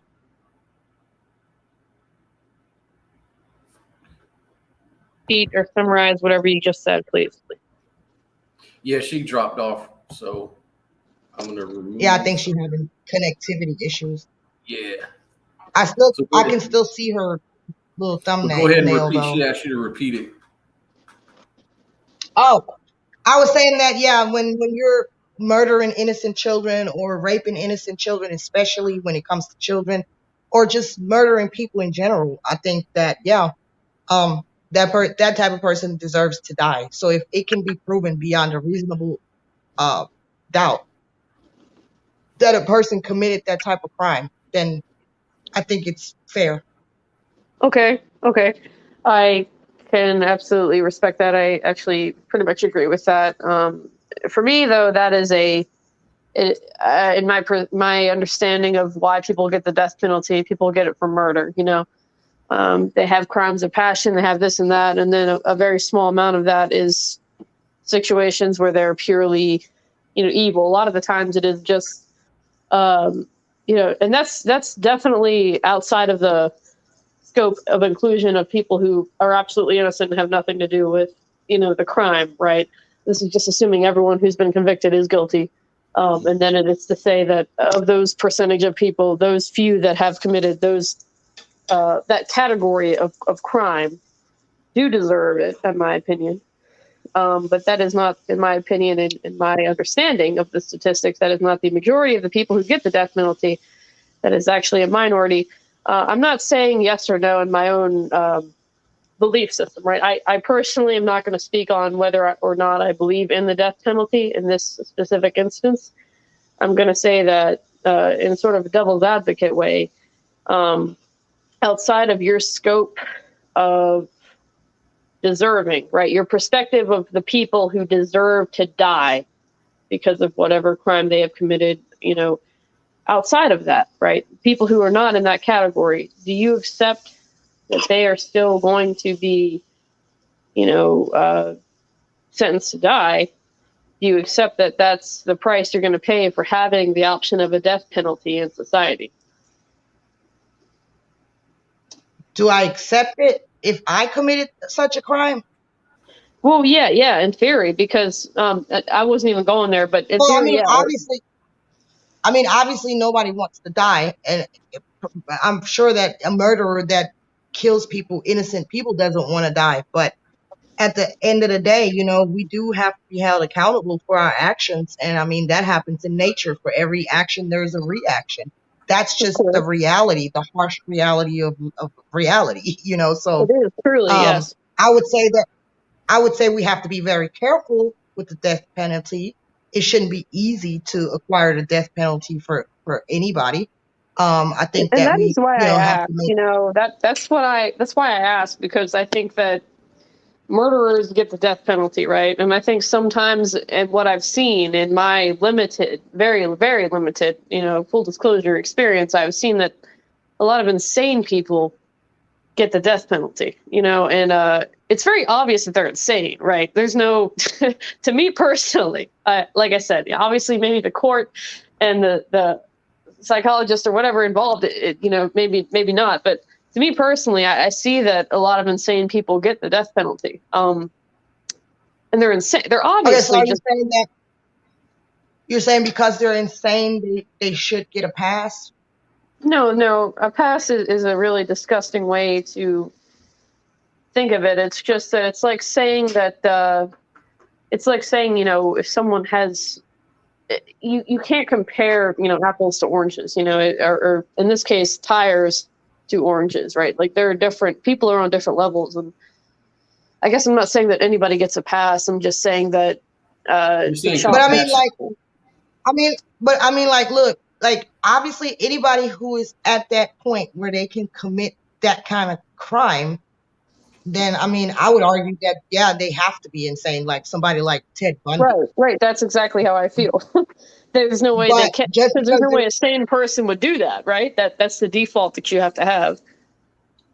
right, but just because they're insane though, doesn't mean we don't have to take care of the problem. I mean, what about the families who want to be vindicated? What about the families who lost the people that they murdered? I mean, how would you deal with it? I mean, I don't know. Well, yeah. And again, I just want to really emphasize that I'm not speaking from my personal opinion. I'm speaking from a devil's advocate position because I see some areas that you guys have not covered in your discussion, and I would like to see how you respond to it. I personally am going to leave my opinion on the death penalty to an ambiguous stance for now. I would just like to understand that your reasoning if I dig a little deeper, So I mean, one thing that's Right, good to point out is that the good thing about a thought experiment is that you kind of understand a little bit more about a person's position by just right, drawing from hypotheticals. Like for me, if we had some kind of, I don't know, machine that could predict if a person's crazy and if they can help it and if they're going to commit murder in the future, and if there's a way to actually fix that problem, then we could actually deal with it in a more compassionate way. But you have to deal with things. So that's the only way that there could be compassion, is if you could predict it from the very beginning. Right. Well, that's one way, I would think. That's one way you can do it.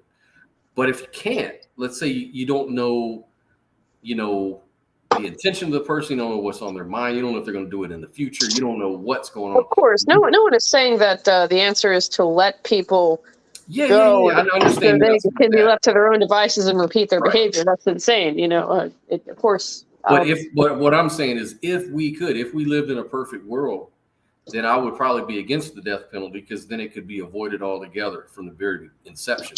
But do you not think we're kind of evolving, and maybe that there is an emerging answer that is different from a prehistoric beheading kind of scenario? I don't know. I mean, in some ways, yes, and in some ways, no, because the thing about that is that the death penalty really solves the main thing that the death penalty does for people is it makes the victim feel repaid. It's like vengeance. It's like, it's not really doing anything. It's just, you're taking away a life because you're trying to even a score. It's like a trade, but it can never really work anyway.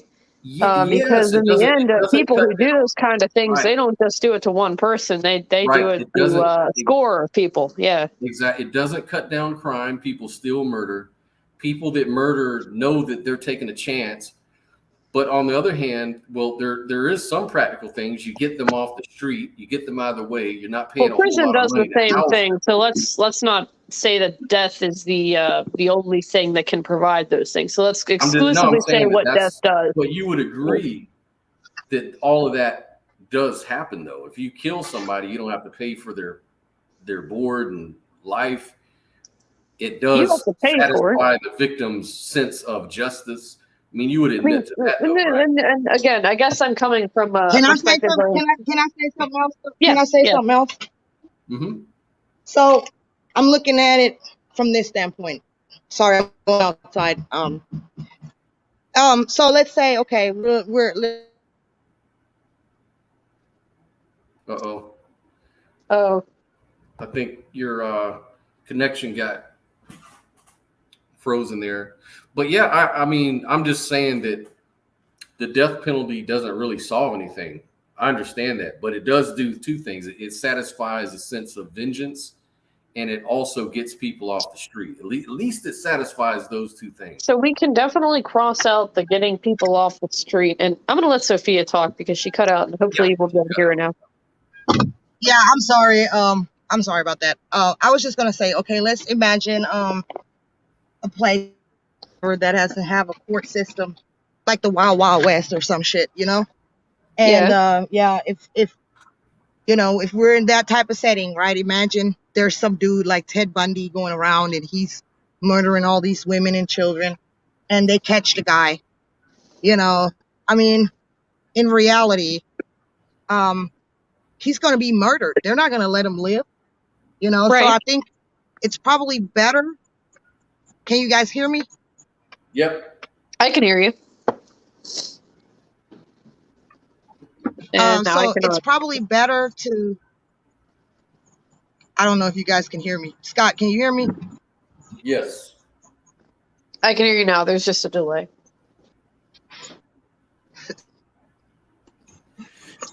Okay. I don't think she can hear us, so. But go ahead with your thought. Just yeah, speak. Yeah, she dropped out. Damn it. I feel like she has something really like prominent to say, and I'm excited about it. But Yeah.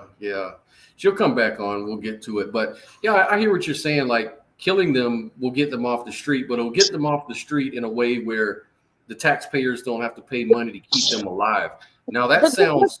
That's that a doesn't small. sound very That's compassionate. not significant enough to make it a valid point, right? Like Well, with how much money and how ridiculously taxes are spent, there's no reason to complain about that. Just realistically speaking, with how ridiculously our taxes are spent with so many various hundreds of thousands of things, there's no reason to complain about taxpayer dollars going to it. But I can understand the valid reason of vengeance, though. I can respect that.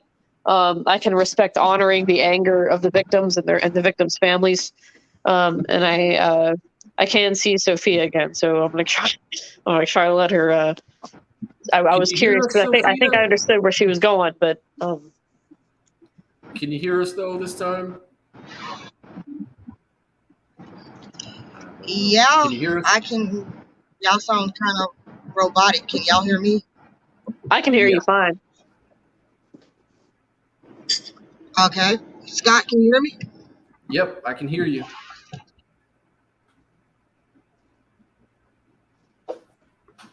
Okay, so I was just gonna say, like, imagine some, setting like the Wild Wild West where everybody takes care of their own, stuff in their own way, or imagine the hood where, people solve things their own way, take matters into their own hand and they do it their own way. I think that would be way worse because, people would feel they can do whatever they want to do whenever they want to do it and think, feel justified. So at least, within the court system, we have a due process and, they go through rigorous, several processes to make sure, that this person is actually guilty. And I'm not saying that there can't be corruption within that system, but I think it's just still better and more organized than just leave it up to every man. Because if there wasn't a court system, then you best believe people would take things like that, those matters into their own hands. And then what would happen then? Yes. No, I'm not disagreeing with you, but I think that it's in our best interest as a society not to compare ourselves to, previous civilizations, right? We shouldn't look at cavemen. We shouldn't look at wild Westerners, pioneers. We shouldn't look at even, English standard. We should look at what's the best way to be, right? How can we move forward from our past? That's just my devil's advocate perspective, right? I'm not. But I would. Right. I wouldn't say though that it's like comparing myself to an ancient culture or anything like that. I'm simply saying that it would probably be the logical outcome if there wasn't some kind of system that can vindicate people when yes, the government. The government is absolutely better than a mob mentality for sure, because a mob. Like you said, we've had history that shows us what happens when an emotionally guided crowd of people who are usually uninformed of the situation take control of the outcome of it. It's very violent. That's how public executions and shit have happened in history, and it's pretty volatile, and that's not the way. Right. Obviously that's better. all I'm saying. It could. Yeah. Right. That's all I'm saying. It could easily get out of control just thinking about it logically, So what could we do as a society to make sure that things like that are vindicated and that it's just and fair and not corrupt, Yeah. So, and in that sense, I will concede the death penalty is better, certainly, than a public kind of, mob taking over and taking it into their own hands, for sure. Right. So, I hear your points too. And I think it's a slippery slope, though, because on one hand, it's something that we have to be really sure about because you're taking somebody's life. Exactly. And on the other hand, if you don't do it at all, really, that's my whole devil's advocate thing. You're taking somebody's life, and whether or not, so if they're innocent, that's atrocious, and that's a tragedy of Shakespearean quality. If they're not innocent, and there's a misguided even perception of the situation, so say, obviously there's a murder that happened, right? And, this person. Oh, shit, I thought I was getting pulled over. My bad. I'm over here multitasking. Well, are you driving? But they didn't get me. They got somebody else. Yay. Yeah. My bad. Do you know how much it costs to I keep see a the person? lights. But yeah. Do you know how much it costs to keep Yeah, a person in they prison? got somebody right behind me, man. I got away with the skin of my teeth holding my damn cell phone while I'm driving. You just don't drive, man. Sorry. This ain't all that. You don't gotta drive. Danger. Yeah, don't put yourself in danger, though. But that normally never happens over here, man. Well, that's good. Anyway, you y'all could continue.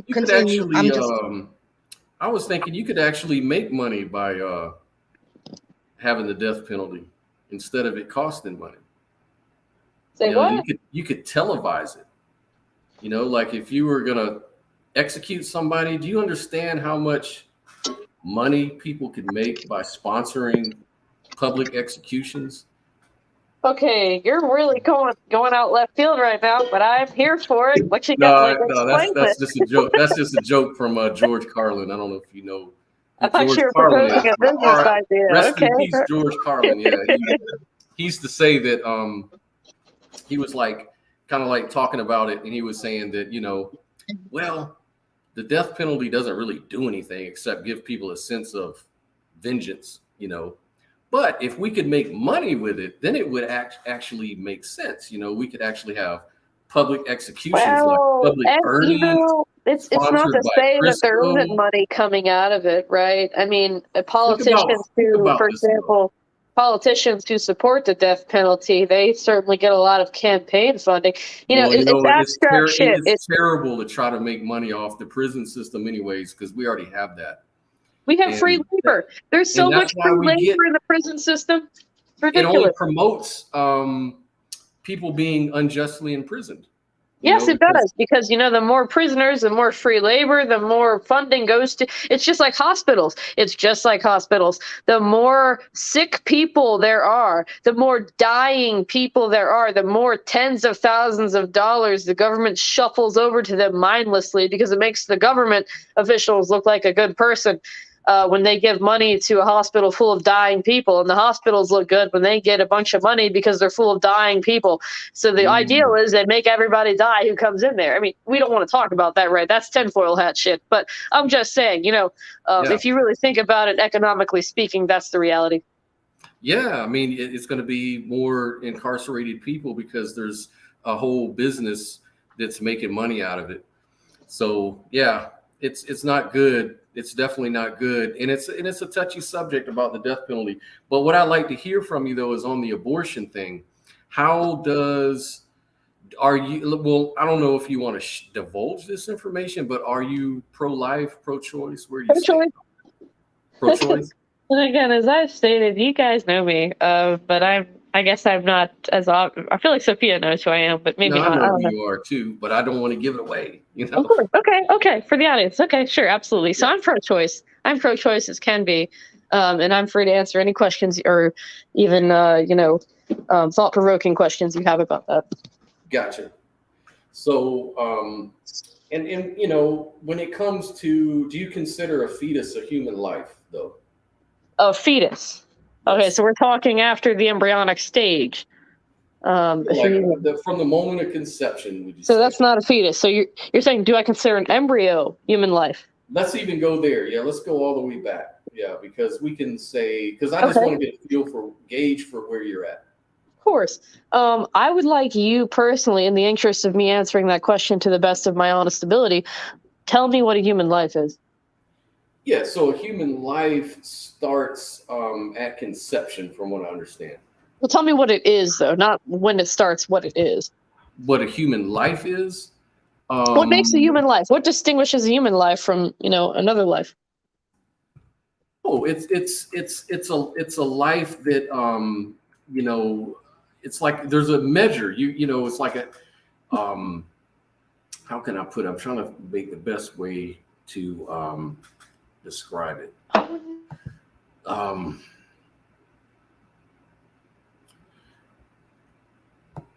Scientific. I mean, if we look at it from scientific and we say how to define a human life, it's kind of complicated, right? Now, some people might say that no one's ever really seen a human life at its when it actually is produced, so it's kind of hard to really pinpoint it. But the scientific approach is that a human being is characterized by like the dynamics of the system that's self-controlled, homeostasis, I think is what they call it, where it has response to stimuli of different nature, origin, self-reproducibility. Hereditary characteristics. They follow an evolutionary trend. All of this starts at the moment of conception, is what science tells us. So biologically speaking, human cellular life never really stops. But it starts there. It has a beginning and it has an end. So if we're going to say it has a beginning, then it's going to be right there at conception. That's the scientific view of human life, not the philosophical though. Does that make sense? Oh.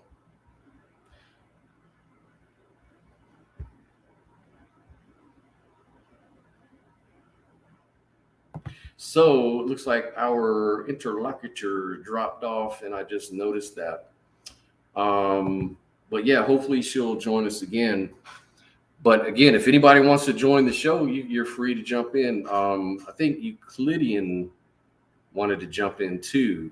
The Euclidean, if you wanted to give a response to that as well. But yeah, Jason, looks like everybody left me. Was what I was saying that terrible? But no, just to kind of follow up. I mean, I think if we're looking at science, life starts at conception. And it never stops until it ends with old age and death. So it's a process. And to say that if we're going to say that, destroying a human life is necessarily bad, then, we have to explain why and at what point. But did you catch any of that? So no, my phone totally died. I'm so sorry. I totally was so unaware of that. Please summarize, restate whatever you have just said, because Okay, I totally sure. cut out right after I asked my question, and you were thinking about it. And then it was like, oh, your phone's dead. I was like, Yeah. oh, great. So it's there. I'm just sitting here thinking there's like two ways of talking about it. There's a philosophical way to talk about it and a scientific approach, right? So The scientific why are you approach- separating those two, first of all, before we even go into Well, there? why would I separate the two? Because there's a lot of people that conflate the two. They'll say that science says that, life doesn't start until after they're born or after they. Well, science is arbitrary. self-aware. I think it's safe to say at this point, science is very arbitrary. I would say that, so to elaborate, at a certain point, especially in modern society in this day and age that we're currently living in 2022, we are observing and seeing more often than not that science is becoming more of an opinion. And when I say that, I mean that you get to choose what science you listen to and what science you ignore, and it really does become very But exactly science So science itself, though, has demarcation points. Like there is based on. Does it? Some of like- it is. Some of it very much seems to be, at least, like 2 + 2 is really 4, and really that's Right. not really up for debate. But then it really does get very quickly very abstract when you divulge too much from the most basic principles that we believe, Well, right? So I would mean- say that in biology, when you're referring to a cell, that is considered the most basic level of simplest form of Yes. life. is a Okay. cell. So are you going to go by that? Well, what I'm saying is, biologically speaking, human cellular life is when life starts, with the human cell, and it never Okay. stops until the extension of that human person. So is human DNA what makes a person valuable? Well, now you're talking about personhood. Well, no. Sorry, I'm sorry. So what We're I'm asking talking is about human life. So when I say human human life, I mean obviously to make it as clear as I can possibly make it. When you think of murder, right? What we were just talking about, what's the difference between killing an animal or a plant or bacteria and a human being? Right. Well, first of all, let's establish this, right? In science, from what I understand, human individual organism, like a life, is defined within its life cycle. So each cycle is temporary and limited. It has a beginning and an end of each cycle. Right, It's everything is. obvious that life is highly dynamic. It's like a phenomenon. And, if you study life processes and interactions, it's not so simple to say that, this particular part is not really human. This part is. It's not. It doesn't really work that way. It's human life is a constant process from beginning to end. Right. It's just that we value certain particular stages of human life more than others, is what it seems like. I would even go further to say that we value certain, parts, of a human more than all. But Right. And see, this is what I'm saying, is that value judgment is based on culture. It's based on emotion. It's based on anything but science. It's more like a philosophical approach to say, well, a human life really isn't a human life until it reaches 3 weeks or 6 weeks, or some say after you're even, after you start breathing air, like in the Bible, it says, human life doesn't start until they take their first breath. And all of that is abstract. That's informed by abstract opinions, subjectivity, culture, religion. But what does science say? Science says that human life is a process that starts at the cellular level.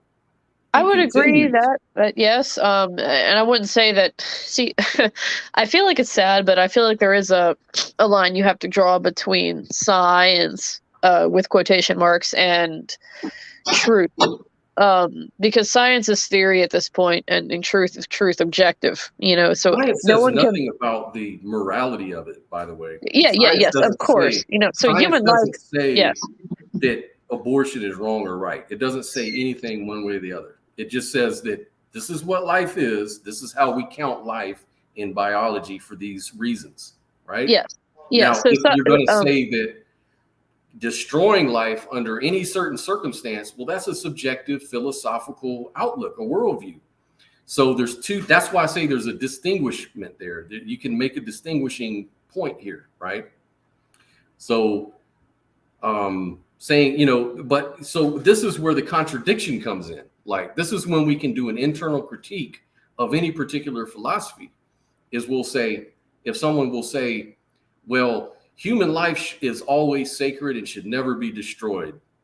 Well, if you believe that and that's your stance, then you can't also be pro-choice, right? Because if you're going to be going by science and what life really means, then to avoid that contradiction, you're going to have to come up with a different premise. That's all I'm saying. So, and it really, I don't think it means you have to come up with a different premise. I think it means you have to define what you believe life is in comparison to what those who are more encompassing of the definition of life feel that life means. That's the premise. Your premise is in your definition of what life is, or what's a valuable life. So I wouldn't say the default is that everything is life, right? Because, I really get, for example, irritated when I observe that pro-lifers compare, we see life on Mars. They compare like NASA statements like that to, being pro-life, right? No one is saying that bacteria is equivalent to a human life. No one is sitting there saying that when I fucking, take an antibiotic, I am committing genocide by killing the bacterial colonies in my body. That's literally, it's funny, but that's literally the comparison that they're making when they say, oh, you guys can acknowledge that there's life on Mars, but you can't. Right, but that's what babies. Like, shut up, man. Like, it's really bullshit. It's really bullshit. Right, and so we have to stop. I just want to say that, if you don't mind, sorry about the whole thing earlier, but I just want to say that, unfortunately, abortion is being abused. I would say, because all you got to do is look at the number of abortions every year, and it's really ridiculous. So what is abuse? I think just so they're, even if the viewers don't know what you mean, because I've talked to you about this, I kind of know what you mean, but what do you mean by abused? I'm saying, like, when you're using it as contraceptive, as a contraceptive, and just because it's convenient, I think that's unethical. I think that we should avoid it as much as we can, because there's many ways that you can protect yourself, and we should utilize those things. And then, when it comes to like teenagers and stuff like that, we need to have good sex education. And of course, there's going to be instances where, it's just inevitable, like rape or whatever and stuff like that. And all I'm saying is we shouldn't use it like we shouldn't do it like it's just the most normal thing to do every single day, because there are repercussions. Right. There are repercussions. There are and even negatives. I agree with that. It's unhealthy to get abortions constantly. That's objectively unhealthy. Right. So there are negatives to it. So all I'm saying is that, I'm kind of in the middle. You know what I mean? I think that a person should have a right to do it, but at the same time, we shouldn't like make it seem like it's nothing, like it's like eating candy or something. It's not. It's more serious. In the way that a surgical procedure is, or that a traumatic experience is. It's not desirable. I don't think I've ever met anybody who wanted to have an abortion, who decided one day that, I'm going to intentionally get pregnant and have an abortion. Right? That doesn't exist. Nobody. I've met people I've met a woman who had 6 abortions, and there are several people who do look at abortion as something that's just convenience, because they're just refusing to be responsible, and they don't think they need to be, because they can just get an abortion. And a lot of times it's covered by whatever it's covered in, but for government programs, whatever, they don't pay for it. And it is irresponsible, in a sense that it's like, it's like a diabetic not taking their insulin. It's like you're not taking care of your health, and you're not doing something that makes sense to do. You're not using contraception, and you're not using birth control. You're not doing things that are much easier in the long run. But I don't see it as like, I just don't see it as like, it's shitty. It's shitty to do, as a form of contraception, because it's like you're doing this, thing, right? You're going through this whole motion that is unnecessary. It's like, but I don't see it in a way that you're committing murder. I don't see it that way necessarily, unless you wait until a certain point that you literally almost could get it just removed from you and it could still live and be alive. At that point, I feel like it's objectively true that you're committing murder, because it is a person at that point. But I think, I guess, the really abstractness of this question is like, where is that line drawn? And I obviously don't think it's immediate, where is that right? magical moment when it becomes a person? Because obviously there are people who take Plan B. It's like Scott is talking about, the scientific definition and when people are first conceived, even the very moment that your mom and your dad had sex, you were a person. But is this Leah? Of course, we were trying to keep it a secret, but go ahead.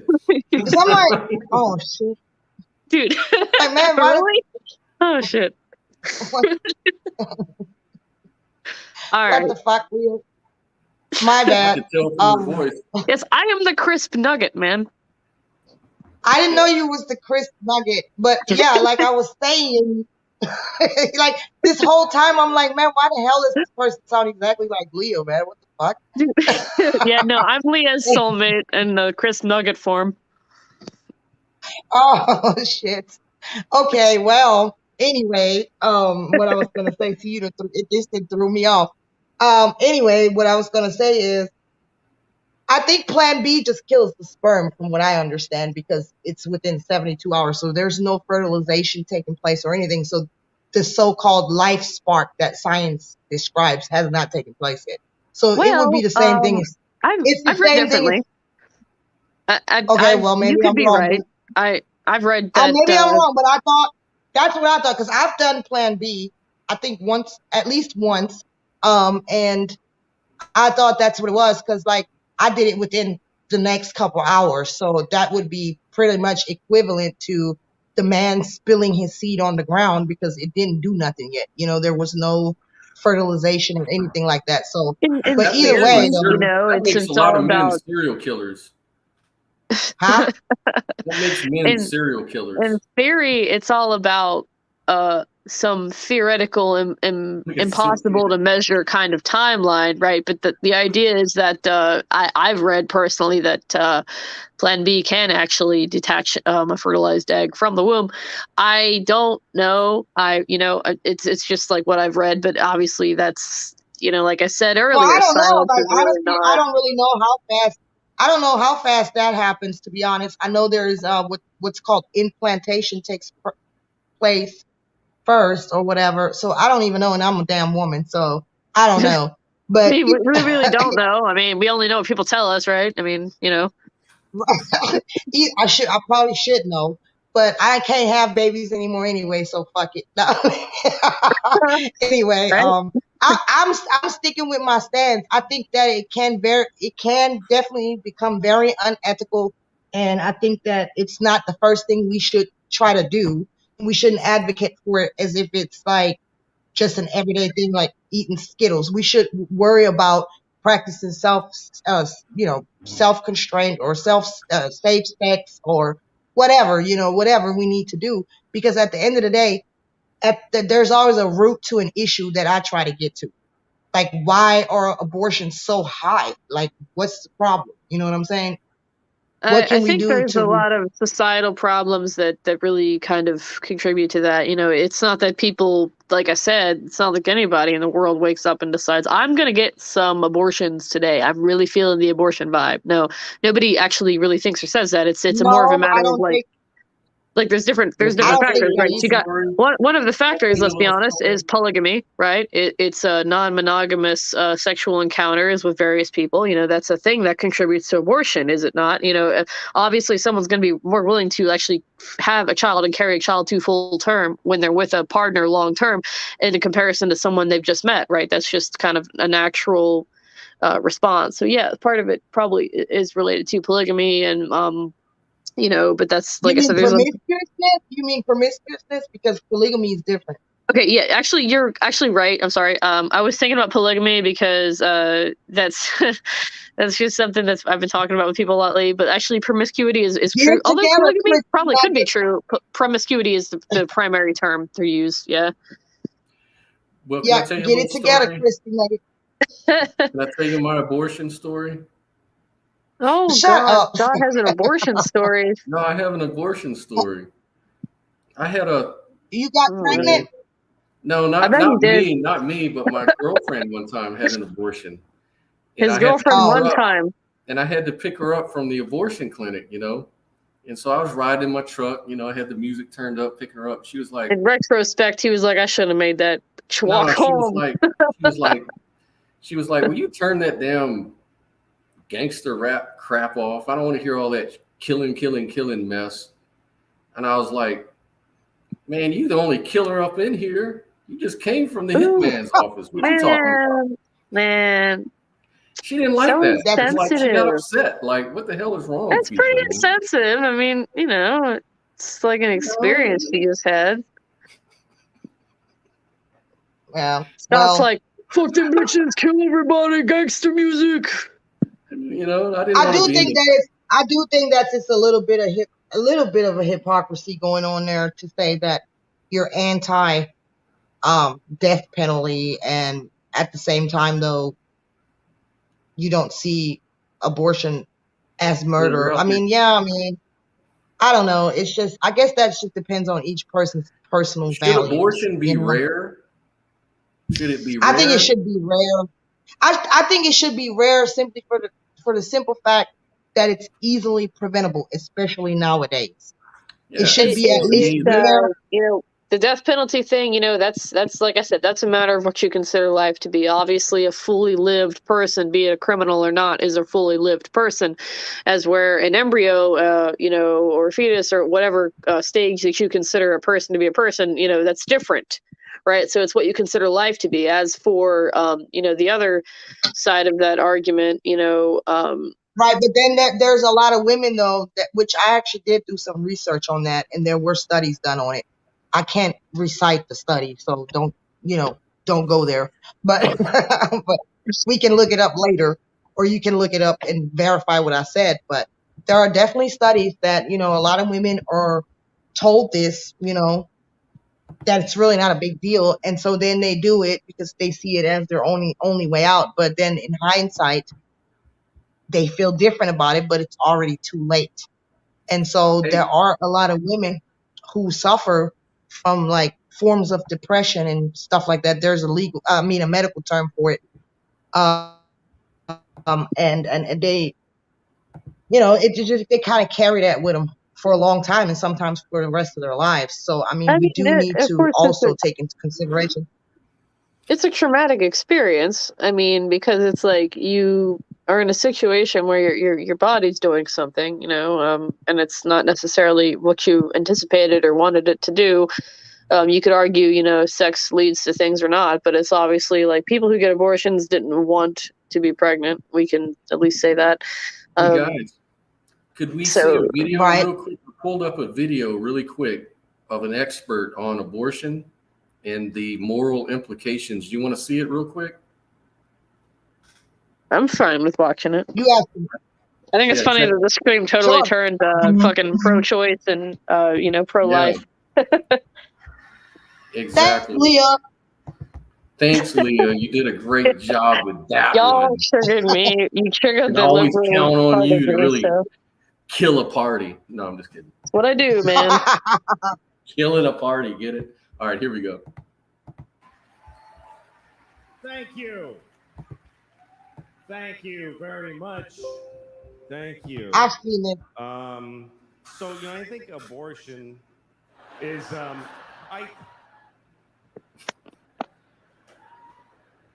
here's what I think. This is what I think. Here's what I think. I think you should not get an abortion unless you need one. In which case, you better get one. I mean, seriously.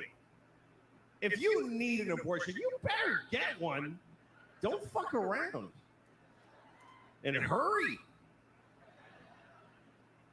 That's not getting an abortion that you need is like not taking a shit. That's how bad that is.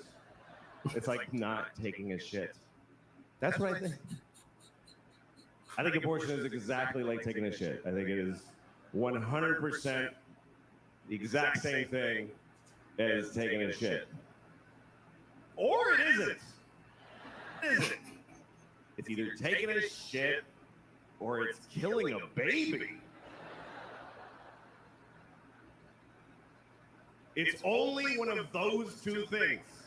It's no other things. So if you didn't like hearing that it's like taking a shit, you think it's killing a baby. That's the only other one you get to have. Which means you should be holding a sign in front of the place.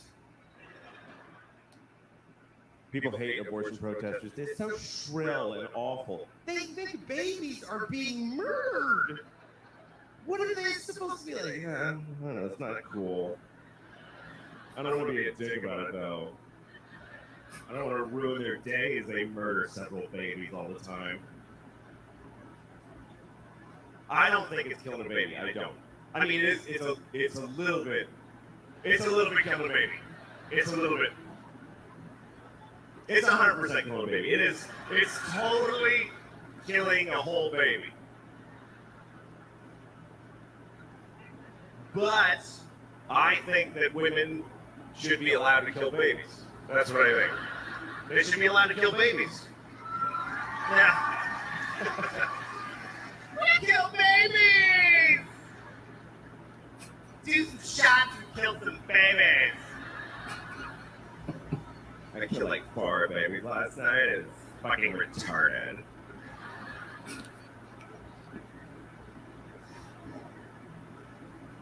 I just think it has to be one or the other. You know, like when people say abortion should be legal, safe, and rare. Why rare if it should be legal? If it should be legal, it's shitting. If it should be rare, it's murdering baby.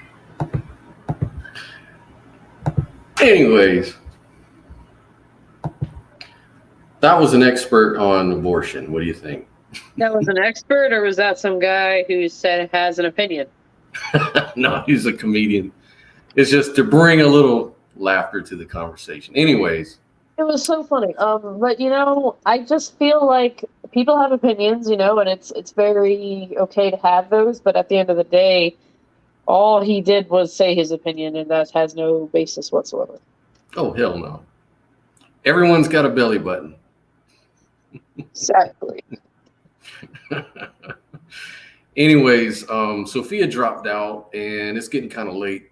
We're right past, 2 hours and 30 minutes. So I'm going to get off here. I got to get ready for work tomorrow and do everything else tonight. I still got stuff I got to do. So I'm going to go ahead and end the stream here, guys. Thanks for all the chats and the participation. Thanks for calling in, Leah. Appreciate No problem. It's pretty fun. Man. Appreciate the support. And if you like what we talk about, like and subscribe. It's just a conversation. You can join us every week if you want and join the conversation. And until next week, we look forward to you. Good night, everybody.